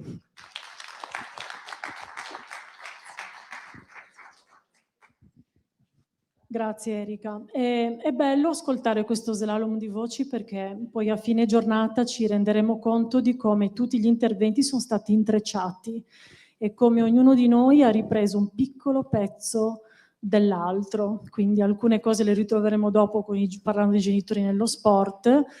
E adesso, per proseguire la parte educativa, io chiamo qua la dottoressa Maria Chiara Sergotti, che è psicologa dello sport, psicoterapeuta, maestra di sci, cintura nera di karate. Basta. Ti lascio la parola. Lei ci parlerà di sfumature di neve, infinite possibilità da esplorare. Grazie. Siamo curiosi. Grazie. E allora, apri tu? Ok, no, facciamo così. Allora, buonasera intanto. Allora, sfumature di neve, infinite possibilità da esplorare. Nel pomeriggio da qui si vedevano le montagne. Adesso potete immaginarle. Allora, immaginate di guardare fuori e di vedere la montagna innevata. Mi veniva questa immagine. Se la vediamo da qua si vede bianco. Se ci entriamo dentro, però, possiamo entrarci camminando, possiamo entrarci con le ciaspole, possiamo entrarci sciando. Quel bianco sparisce, non è più bianco, ma diventano veramente infinite possibilità. Immaginate possibilità di velocità, di resistenza, di suoni, immaginate camminare, no, in mezzo alla neve, dello scricchiolio della lamina.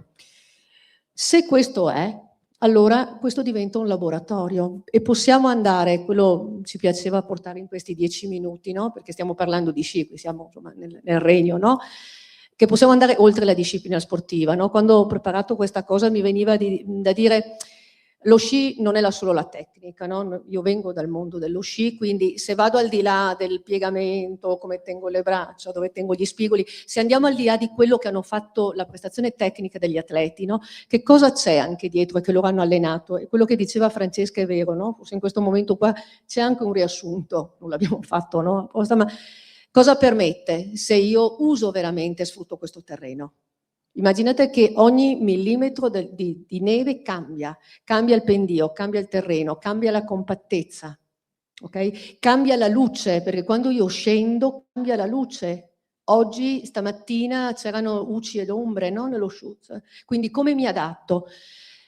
Qui, nel momento in cui io faccio questo, alleno, avete visto in una serie, no? Alleno il riconoscere le emozioni in quel momento, poi ci agganceremo perché per arrivare qui, diceva Erika prima, questi atleti devono essere dei bambini. Ma come li ho portati a gustare la neve? Perché per me il passaggio è come arrivo ad innamorarmi. Adesso io parlo dello sci, sono innamorata dello sci, ma di qualsiasi sport, come li porto lì? Quindi, però questo terreno è, voglio dire, mi allena la mente a interpretare l'ostacolo. Immaginate il dosso, il cambio, no? Un piccolo saltino. Se la mente lì non è allenata, dove vado? Parlava prima di robustezza mentale. Posso iniziare ad allenare la robustezza mentale a 4 anni, se sfrutto questo terreno. Però se scelgo sempre la stessa pista, lo stesso tracciato e sono monotono e non sfrutto l'ambiente che ho a disposizione, perdo una grossa opportunità in questo. Permette l'allenamento delle proprie abilità, perché mi mette in gioco, c'è un adattamento continuo, ogni frazione di secondo io devo adattarmi, mi adatto rapidamente, devo adattare i propri schemi mentali, no?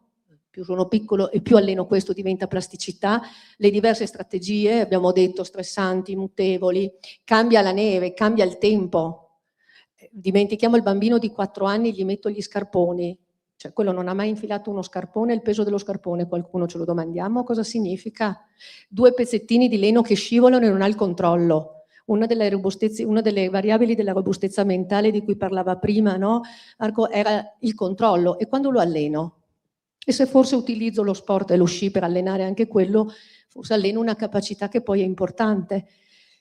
Dietro una curva poi abbiamo detto come continuo a praticare questo, no? La spinta che l'atleta porta a impegnarsi. Mi piace ancora sciare? C'ho il gusto? Si parlava di stato di flow, no? Non so quanti di voi sciano, ma in quel momento in cui io, no, sento lo sci, che no, la neve, l'aria che arriva, cioè ce l'ho quel gusto lì o è solo legato al risultato? Forse le due cose, se rimangono abbinate, ecco, no? Posso portare tanti bambini a gustarsi poi la montagna, non arriveranno magari a diventare la Brignone, però continueranno ad assaporare questo momento qui che è bellissimo, no? Di fare sport, perché abbiamo parlato oggi anche di benessere. Cosa vuol dire fare sport? Vuol dire creare un benessere interno. Ma per arrivare a questo, e qui arrivo poi ancora a una parte pratica, non si può prescindere dalla dimensione ludica. Ma non perché, lo dice la Chiara Sergotti, ma perché è una base, voglio dire, no? Che tutta la letteratura ci dice questo, un po' alla volta ci stiamo arrivando, ok? Il giocare per il piacere di farlo sappiamo che garantisce continuità, crea una memoria positiva, se mi diverto imparo, se mi diverto e imparo torno, però devo aver registrato quella cosa lì internamente. Nei bambini noi sappiamo che ci sono, no? Per chi addetti ai lavori, sappiamo che c'è la magia del simbolo, il linguaggio simbolico, la parte dell'animismo. Se il maestro non riesce ad utilizzare un linguaggio adeguato, gli oggetti hanno una volontà, gli sci diventano birichini, sono allegri, no? Lì trasferisco tutte le emozioni e in quel momento però le alleno e imparo a gestirle. E per fare questo, uno degli elementi che sono fondamentali è l'utilizzo si chiamano sussidi didattici, strumenti, che in tutti questi anni sono stati poi, no, messi a fuoco, che qui li utilizziamo per lo sci, ma vanno benissimo in qualsiasi altro sport. L'importante è riuscire ad adattarli al gesto tecnico. Però in questo momento qui, se mi fai partire il video, se si parte, e chiudo velocemente, ecco.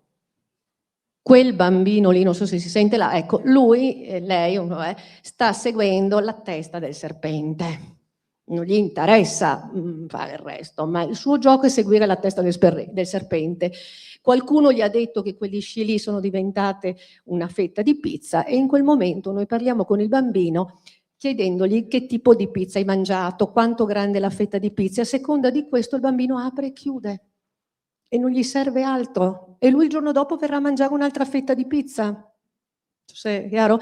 Nell'altro, mi spiace non si sente l'audio, non so come, ok, adesso si sente. Ecco. Mamma mia che curve da solo, senza giochini. Allora, qui che cosa ho fatto? Ho utilizzato lo strumento, il sussidio, no? Didattico, il gioco, quindi lo strumento didattico, creo la memoria motoria, il gesto tecnico viene consolidato e il bambino poi fa le curve e non ha bisogno. Ma se si aggancia a quella parte lui viene a giocare.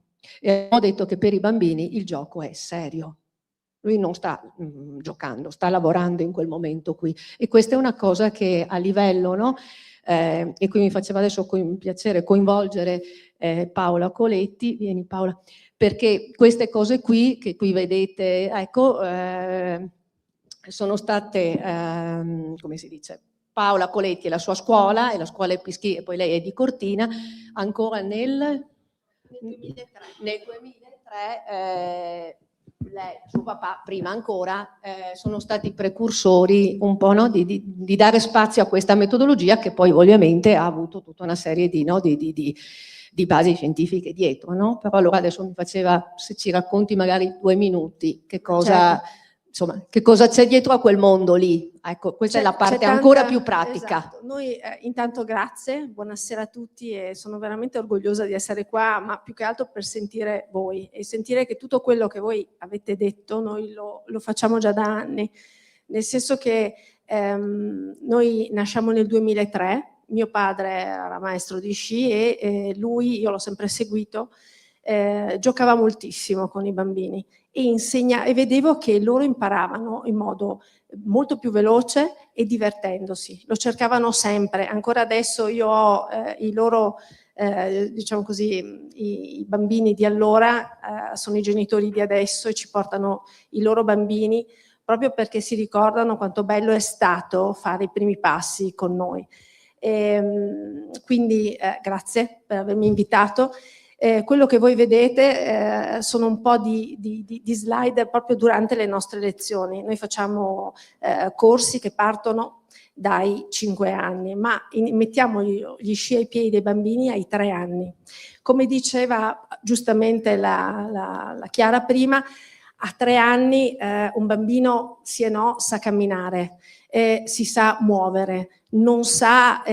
che se tu gli dici dunque metti gli sci paralleli e adesso comincia a camminare, lui copierà quello che tu fai, quindi c'è una metodologia proprio diversa di approccio. Quindi noi facciamo le lezioni per esempio solo con un bambino e soprattutto la prima mezz'ora è il tempo che lui deciderà se quel tipo di sport gli piace oppure no. E tutte queste difficoltà che loro che hanno da subito, cioè indossare appunto lo scarpone, il fatto di scivolare, di essere dato a una persona completamente sconosciuta in un ambiente freddo, magari nevica, cioè ci sono tante cose che diciamo così intervengono in quei mezz'ora. Quindi noi cosa abbiamo usato? Niente, il gioco, ed è l'unico modo per riuscire subito a trovare la chiave per poter iniziare a parlare con loro, per poterli fare qualsiasi cosa. Ci sono bambini di 2 anni e mezzo, che so che sembra incredibile, di 2 anni e mezzo che fanno le curve, si fermano e si alzano da soli. E questo è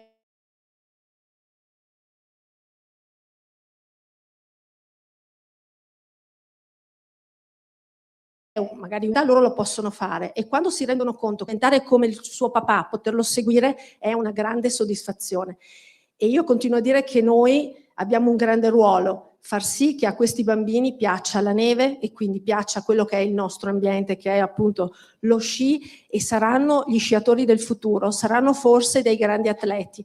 E io di questo sono grata a mio padre prima e a noi aver sposato questo tipo di approccio che, come dicevo prima alla Francesca, ci hanno deriso tantissimo. Nel 2003 noi a Cortina siamo oggi 8 scuole sci, una di fondo e uno di snowboard, e mettersi di nuovo a fare una scuola era ovviamente molto azzardato, ma noi abbiamo cambiato le cose, abbiamo detto va bene, noi vogliamo fare una scuola diversa, una scuola che pur avendo le stesse capacità, cioè lo stesso tipo di organico, quindi la stessa formazione a livello sportivo, poteva però dare qualcosa in più e più facile da capire, che era proprio l'utilizzo di questi sussidi. Quindi ci siamo armati di zaino, dentro noi ci vedete in giro per le piste con questi zaini, ci sono dei cerchi, delle palle, delle corde, delle spade laser, che sono di questi tubi che vedete che c'è quel bambino che sta cercando di prendere il pallone, e ci hanno preso in giro, ho detto ecco è arrivato il circo, ma noi ne eravamo veramente orgogliosi di questo perché era un approccio diverso e alla fine avevamo ragione, anche grazie a Chiara che ci ha dato una gran mano perché lei fa parte della nostra scuola, e insieme abbiamo cominciato a individuare anche degli esercizi, dei giochi che potessero arrivare appunto a delle formazioni ben precise, quindi a dei miglioramenti tecnici e niente, quindi questa è stata la nostra esperienza. Grazie, e io avrei finito perché non saprei cosa dire più di questo. Grazie. Grazie ancora a tutti. Grazie. Sì, chiudo solo che, ecco, mi viene da dire che cioè, parlare di sport e riuscire a portare le persone a continuare a fare sport, ecco, io penso che non ci dimentichiamo che se riusciamo a far partire da piccoli, ecco, in qualsiasi sport parliamo, l'utilizzo delle metodologie, no? Sono molto importanti, e avere questa base permetterà, io penso, no, di potersi gustare qualsiasi sport se vengono utilizzate. E c'è da crederci, perché qui c'è un altro spaccato, adesso poi quando Francesca verrà, c'è tutto il rapporto con i genitori, che non sempre anche loro comprendono, no? Quindi c'è anche tutta un'educazione, mi aggancio, da fare con i genitori, perché lo spiegare l'utilizzo di questi strumenti va spiegato al maestro che li deve utilizzare, il bambino li capisce, il bambino intelligente lo capisce, ma l'adulto che vede da fuori dice ma perché quello ha la pallina in mano e non tiene i bastoncini che servono, i bastoncini subito? Ecco, questa è educazione che noi però, io penso, è una responsabilità anche nostra. Grazie.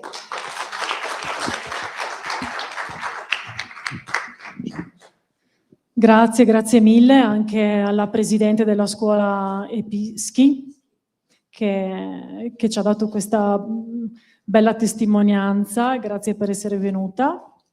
Proseguiamo, siamo addirittura d'arrivo. Abbiamo la dottoressa Chiara Usai che è consigliera dell'Ordine delle Psicologhe e degli Psicologi del Veneto e oggi ci parla di un argomento molto interessante per gli atleti e non solo. La memoria procedurale nella prestazione sportiva. Siamo molto curiosi. Bene, grazie a tutti. Allora, inizio col dire che io non sono psicologa dello sport, ma mi occupo principalmente di neuropsicologia clinica. Quindi mi è stato chiesto di trovare un possibile collegamento tra questi due mondi, cioè in che modo queste due discipline che possono apparire così diverse possono in qualche modo dialogare. In realtà, ascoltandovi, ne ho avuto anche ulteriormente la conferma. Vi ho sentito parlare di prestazione fluida, di flow, come ha parlato anche Virginia, e inizierei proprio da qui, cioè quando noi assistiamo a una prestazione motoria fluida, stiamo osservando nient'altro che un sistema procedurale che sta funzionando in maniera ottimale, cioè il momento in cui la nostra memoria procedurale sta lavorando senza ostacoli. Intanto facciamo un passo indietro. Cosa intendiamo con memoria procedurale? Allora, la memoria procedurale è decisiva quando ci viene chiesto di fare bene qualcosa in condizioni reali, spesso anche complesse, entro un certo timing. Quindi non è una memoria che viene spiegata, che viene verbalizzata, ma è una memoria che coordina, che sincronizza e che funziona bene quando il gesto viene fuori da solo, quando viene fuori in maniera molto naturale. È una forma di memoria spesso invisibile, la utilizziamo quotidianamente, spesso non ce ne accorgiamo, ma non so, la utilizziamo quando digitiamo il computer, è la classica memoria che noi utilizziamo per andare avanti. Cosa?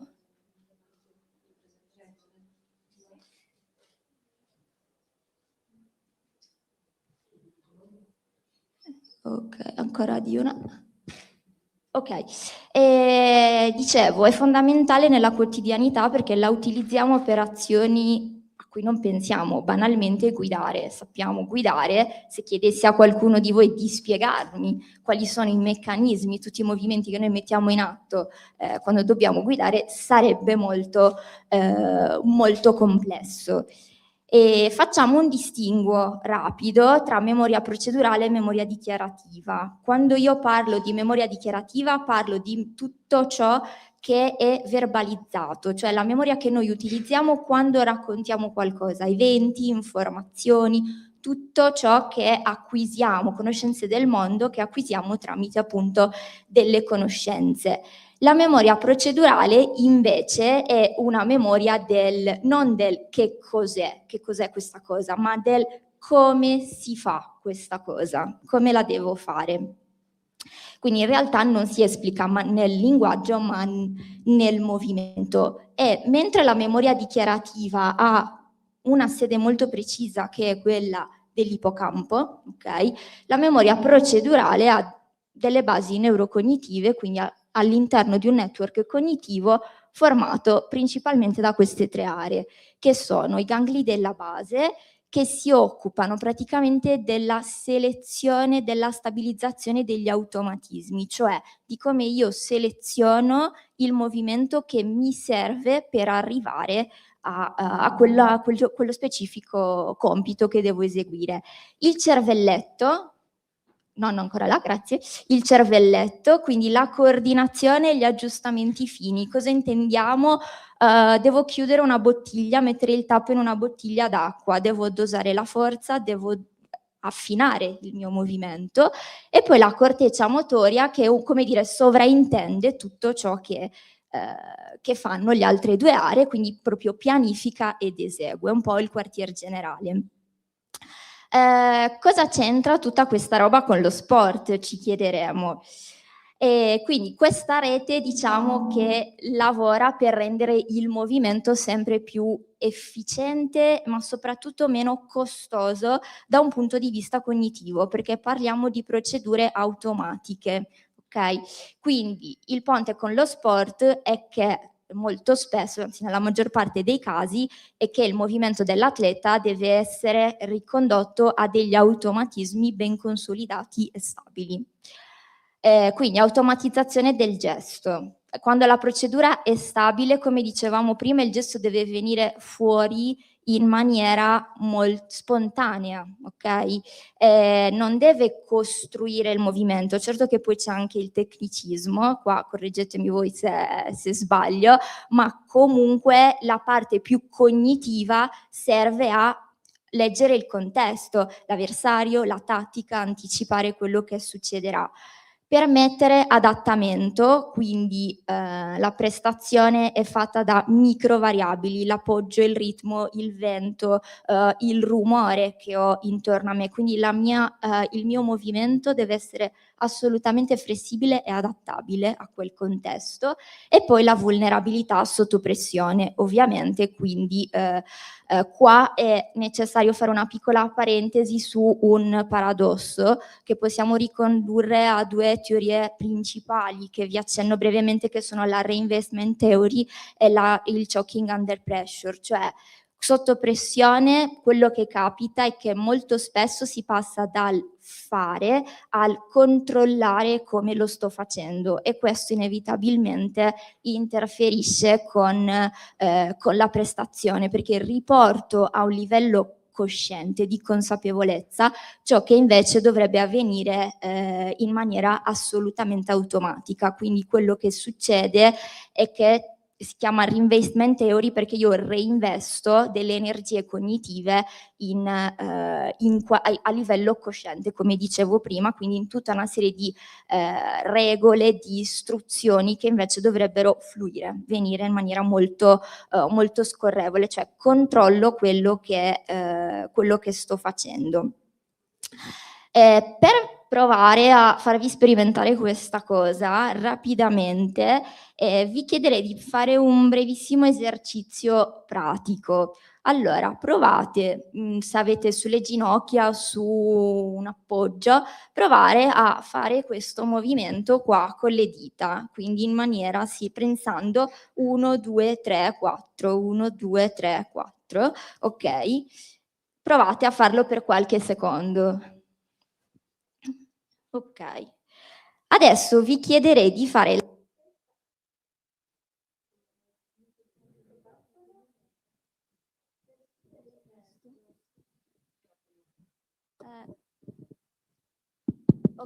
vi chiederei di fare la stessa cosa dicendo a voce alta adesso 1, adesso 2, adesso 3, adesso 4. Quindi proviamo a farlo. Adesso 1, ok. Ok, notate qualcosa di diverso rispetto? Ok, quindi siete più lenti, poi pressione? In che termini pressione? Ok. Quello che sta succedendo qua è che c'è quello che dicevamo prima, c'è un controllo cosciente di quello che dovrebbe essere in realtà un gesto automatico. Sicuramente lo rallenta, ok? E lo rende molto meno fluido, ok? Quindi diciamo che questa è una riproduzione molto in scala, in miniatura, di quello che può accadere quando l'attenzione si sposta dentro il gesto, ok? Come si allena la memoria procedurale? Allenarla significa creare dei contesti che favoriscano automatismi robusti, ma anche, come dire, accessibili sotto pressione.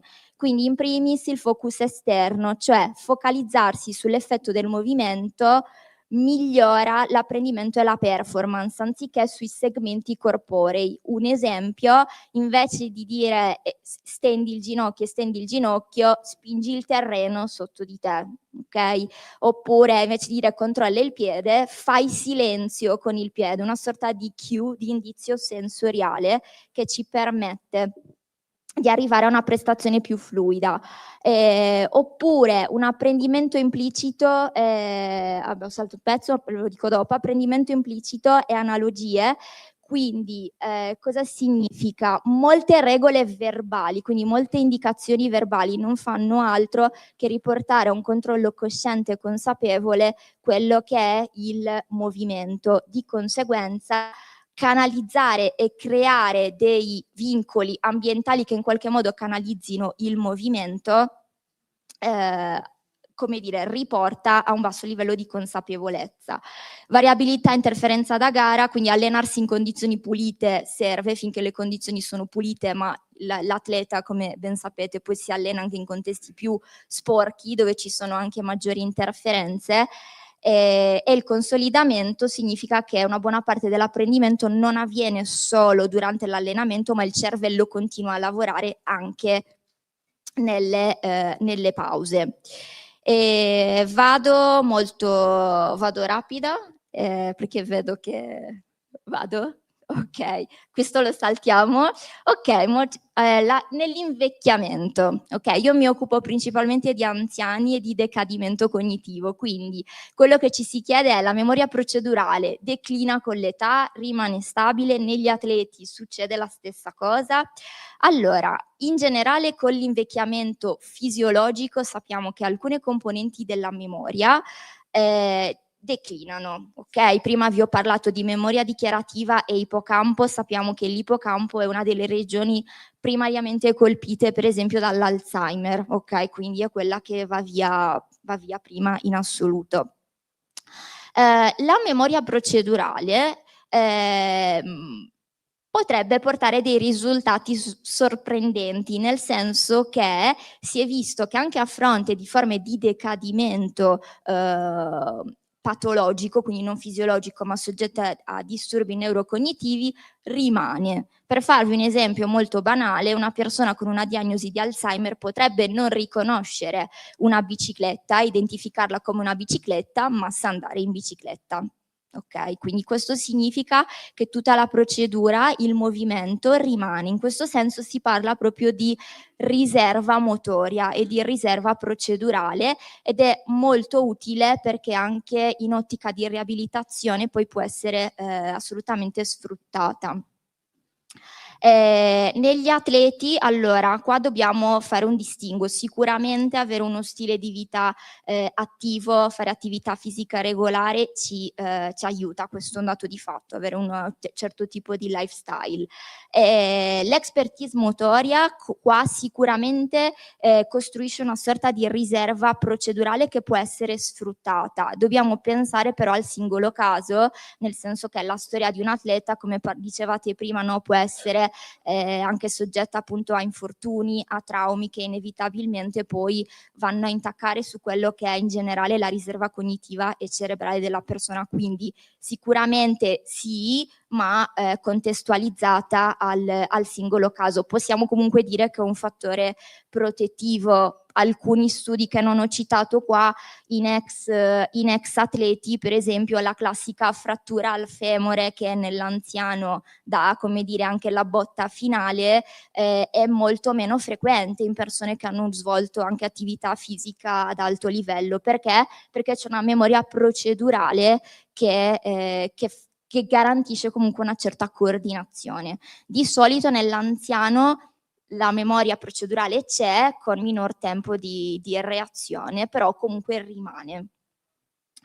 Quindi per concludere, allora, è la memoria dell'azione, nel senso che, come dicevamo prima, rende possibile fare bene senza raccontarci, quindi senza dire a voce alta quello che stiamo facendo. La differenza nello sport non è solo nell'avere tecnica, ma poter accedere anche alla tecnica in maniera flessibile e in maniera inconsapevole, in modo che venga fuori molto naturalmente. È chiaro che poi la parte della tecnica merita tutto un altro tipo di aspetto. In che modo può venirci incontro la psicologia? Agendo su tutte quelle variabili che dicevamo prima, no? Quindi sul design del movimento e comunicativo, fornendo dei cue, quindi degli indizi anche a livello proprio sensoriale, per poter permettere all'atleta di fluire in quel tipo di movimento.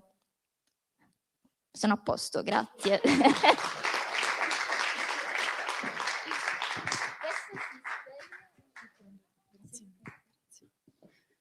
Grazie Chiara, grazie mille. Bene, grazie.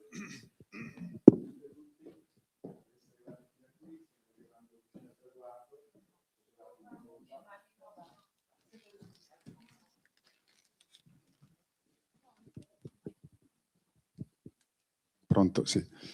Dicevo, grazie a tutte e tutti di essere arrivati fino a qua. Questo slalom di voce sta per arrivare al traguardo ed è un piacere, insomma, che il traguardo in questo caso sia Francesca Stecchi, con cui abbiamo condiviso, come dicevo prima, da novembre, insomma, un intenso e fitto rapporto. Fra l'altro ha un rapporto a distanza, perché questa è la seconda volta che ci incontriamo di persona, però abbiamo trovato un'intesa che secondo me è stata molto importante, così come abbiamo trovato un'intesa importante tra i due ordini, quindi tra i due presidenti, insomma un pochino trovare un'intesa è stata fondamentale per fare un gioco di squadra che ci ha portati ad arrivare qua.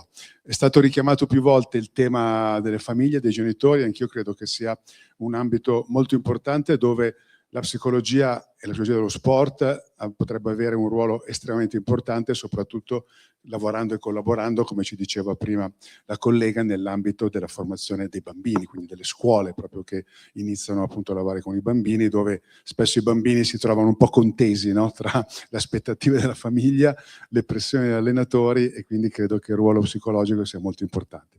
Quindi do con piacere la parola a Francesca Stecchi che ci guiderà in questo ultimo percorso. Grazie Danilo. Ok, partiamo con...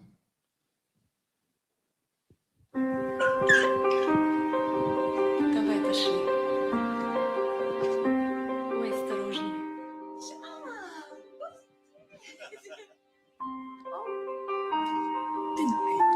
Nochmal, Schätzchen.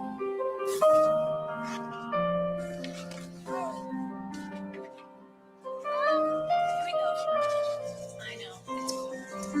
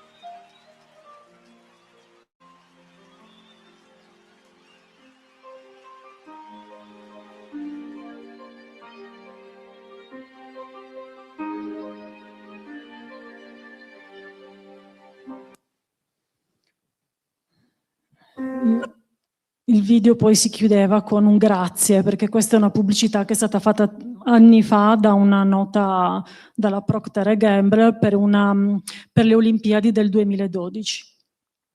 Quindi la frase con cui si chiude è grazie, in questo caso era la mamma, ma ampliamo ai genitori, per averci insegnato che cadere ci rende più forti.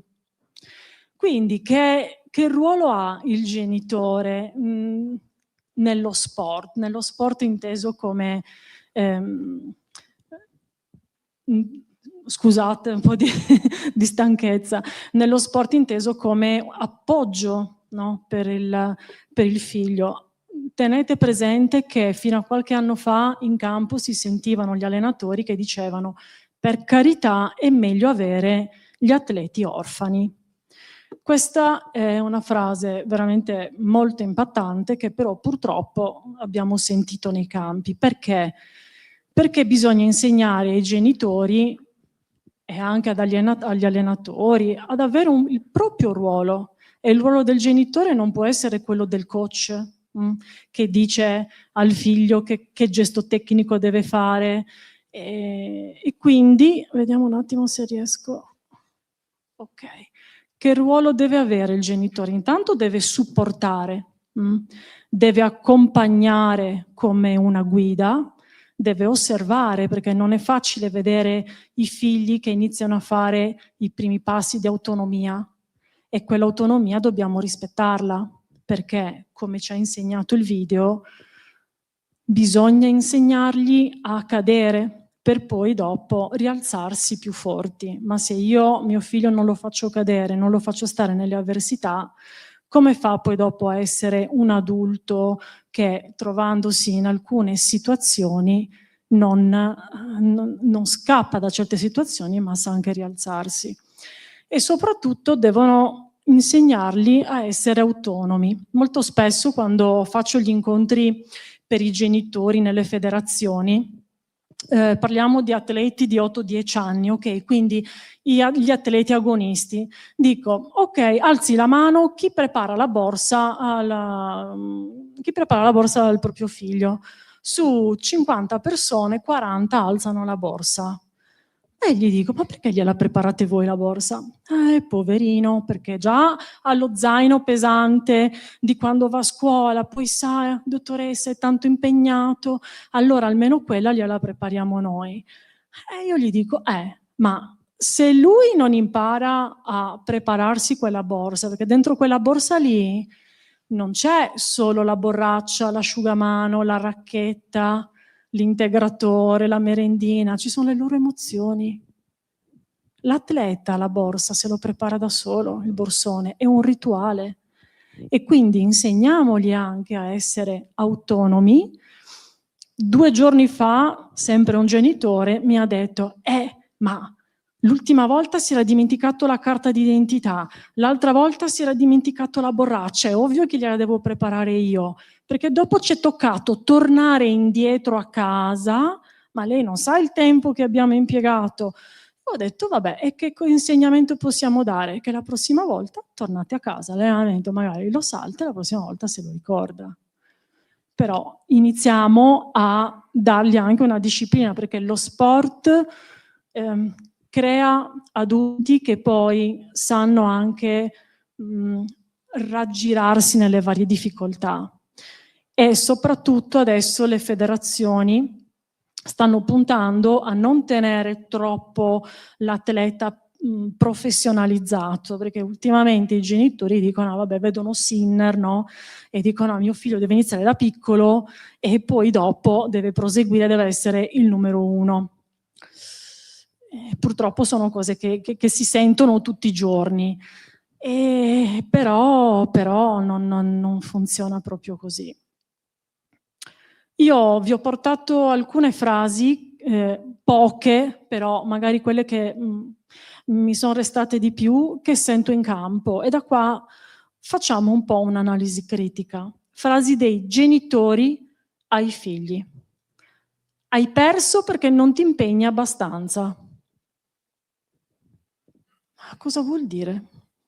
Che non ti sei impegnato abbastanza. Intanto qua c'è il discorso della vittoria e della sconfitta, quindi più insegniamo ai figli che sono bravi solo se vincono, immaginate poi dopo come vanno in campo. Ci sono tantissimi giovani atleti che vanno in drop out, cioè lasciano lo sport perché diventano pressioni troppo forti. Magari loro all'8 anni vogliono solo divertirsi, stare con i loro compagni, senza pensare a chissà cosa.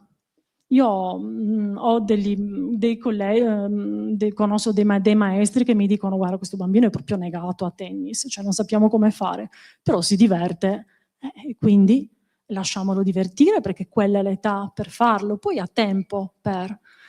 E adesso le federazioni, appunto, come anche la federazione a tennis, spinge a far fare ai bambini, ai giovani, più sport, perché se io faccio uno sport singolo come può essere il tennis, ma faccio anche uno sport di squadra, capite che cosa imparo? Imparo dalla squadra determinate cose e dallo sport singolo altre. Okay. Gli altri erano più bravi di te, i confronti che distruggono, perché nel momento stesso in cui gli altri sono sempre più bravi di me, perché io mi devo impegnare? Cos'è che devo fare per dimostrarti quanto sono bravo o brava? Okay. Se avessi fatto come ti avevo detto io, avresti vinto. Perché qua c'è sempre il presupposto che no, chi guarda sa dove arriva la palla, come deve rispondere, e questo ha un forte impatto, perché intanto dà un senso di inadeguatezza, cioè comunque sia, non hai fatto quello che ti ho detto io, sei comunque sbagliato. Pensate quanto impatta in un giovane, in un giovane atleta una frase del genere, e a furia di sentirla tutti i giorni, se vuoi giocare devi vincere. Purtroppo si sente. E invece divertiti prima, cadi, come ci ha insegnato il video, impara, e se cadi io sono qua a supportarti, ci sono. Non capisco come tu possa perdere sempre con tutto quello che facciamo per te. E qua subentra il lato economico, quindi più i genitori spendono, ovviamente in base alle loro possibilità, ok? Però più spendo e meno vedo un risultato, perché non mi focalizzo sul fatto che mio figlio si sta divertendo, sta conoscendo nuovi amici, è contento, ma mi focalizzo appunto sul risultato, quindi il paragone è più grande quanto più spendo e meno, no? E meno performi. Non hai testa. Ma cosa vuol dire non hai testa? Cioè io a un bambino dico, guarda che non hai testa. Ma cosa vuol dire? Cosa vuol dire? Boh. È inutile che piange adesso, magari ha perso, poverino, non serve a nulla. Però vogliamo anche imparare ad accogliere le loro emozioni senza giudicarle, anche perché se sono triste non posso piangere, perché se sono arrabbiato non posso urlare. In quel momento il genitore deve anche accettare che c'è un'emozione che va buttata fuori, ed è giusto che venga buttata fuori. Non sei fatto per questo sport. Dopo questa cambiano, poi cambiano sport, poi se lo risentono dire e dopo non fanno più niente. Quindi alcuni focus, perché immaginate che l'argomento è veramente vastissimo, quindi cerco di darvi dei focus un po' qui, un po' lì. I figli hanno i loro sogni.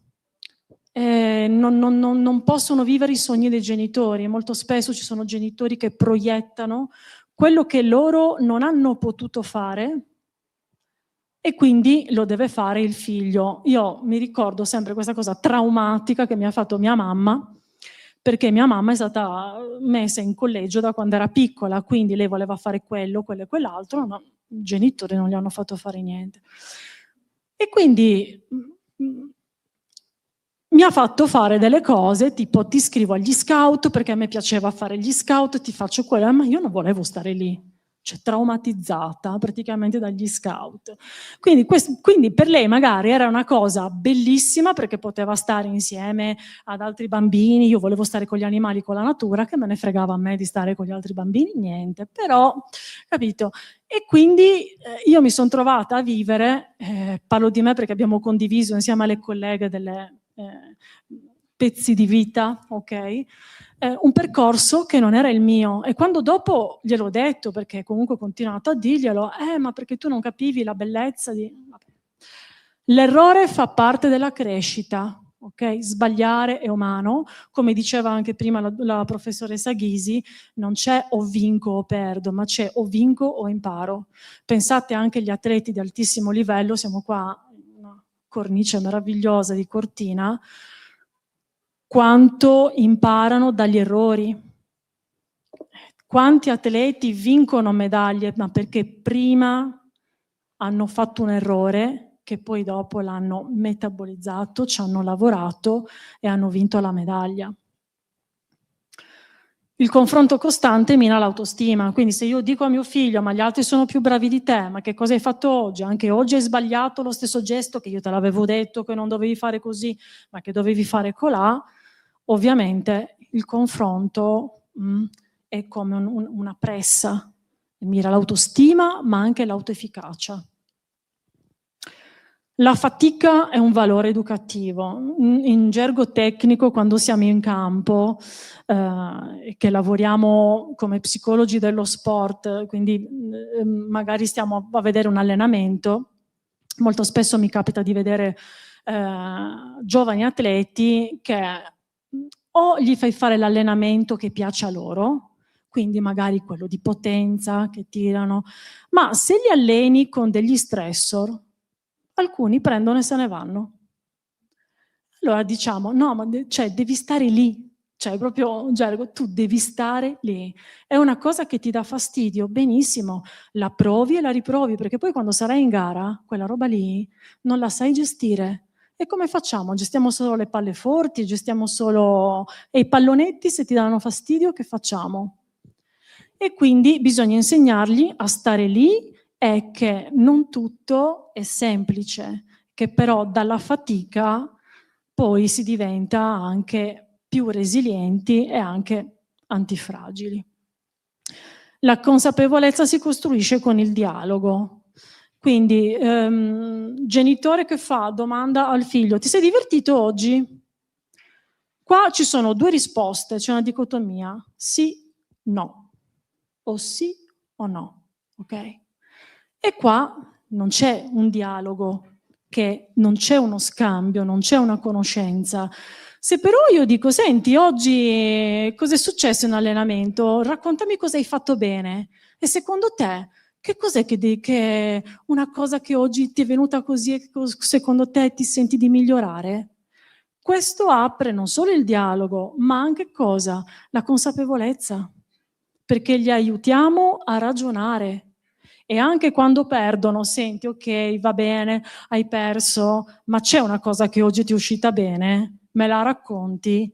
Ah sì, ma lo sai che ho fatto un ace? Vai, ok? Quindi li focalizziamo sulla cosa positiva e non solo sull'errore, per poi dopo farglielo prendere come esempio di miglioramento.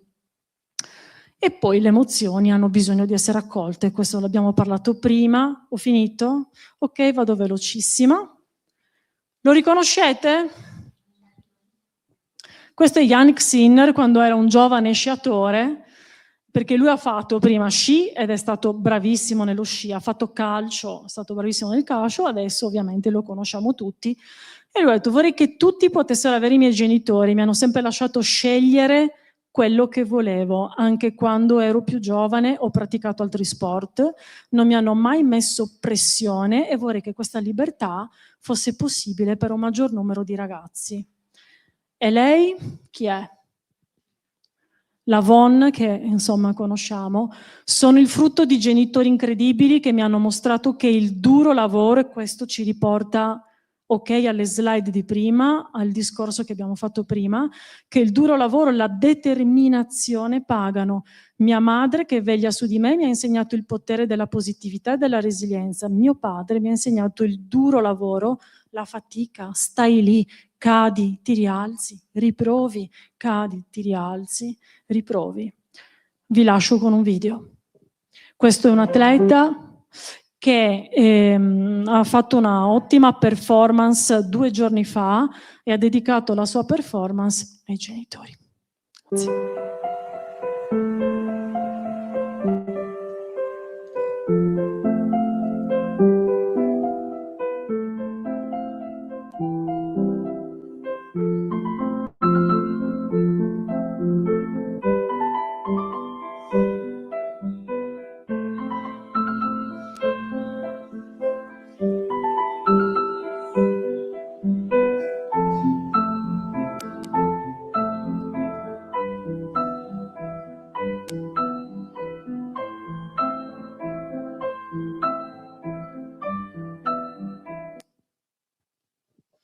Poi ovviamente qua si entra sulla motivazione intrinseca e estrinseca, ma questo sarà per una prossima volta.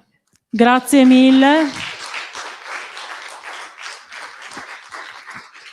Grazie per Francesca questa sciata, di questo slalom di voci. Infatti. Mi veniva da pensare che appunto forse possiamo dire che abbiamo vinto, diciamo, al Abbiamo traguardo. vinto. In realtà avremmo anche così sperato di avere la sorpresa di una mamma molto importante, la mamma di Federica Brignone, ma insomma Federica Brignone ha appena vinto l'oro del Super G, immagino che staranno festeggiando, insomma, quindi possiamo sicuramente... L'aspettavamo, comunque per fortuna ha vinto la medaglia, che quindi...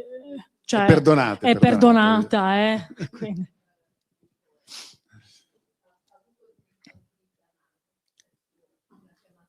Va bene. Ci sta, la perdoniamo per questa volta, anzi la ringraziamo per averci... Grazie mille.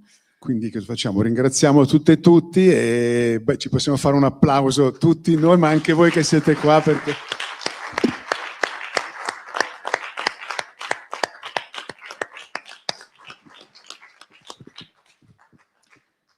Perché nello sport non è importante vincere, ma dare sempre il meglio di sé. Esatto. Quindi ci abbiamo provato e speriamo di esserci riusciti. Grazie a tutti.